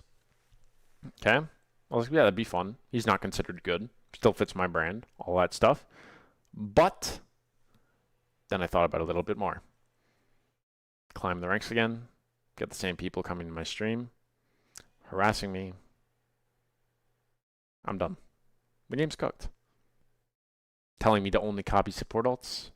Flaming me if I don't. Because I definitely wouldn't do that if I was playing Loki. So, that's why we're not doing it. Mithrix from Risk of Rain 2 and never harass you. Yep. But problem with playing Loki is you have to play Rivals. Exactly. The character seems really fucking fun from the time I dabbled in it. So I'm really sad about that. But yeah, I appreciate you guys staying for this little like transition period for me. Hashtag trans or whatever. Is the political class over? Yes. So thank you guys for sticking around as always. This will be a fun little chapter for me. Just pursuing things I want to play instead of forcing myself to play Rivals. So, transition. And now Kai hates me. 'Cause that's what he does to everybody who's transitioning. Anyways. Yeah, I will see you guys, I think tomorrow for a stream. We'll see. But I like the little break I had. Was it 2 days? 2 full days of no streaming? That was nice. Don't end on that note. Sorry, babes. And yeah, she is the better Kai. Anyways. Thanks for coming out, y'all. Thanks for listening to the thesis. Hope you guys enjoyed that. That'll be up on YouTube later. So if you guys missed some of it, you can rewatch it there. A little podcasty. Anyways. Thanks, guys. Bye. Love y'all.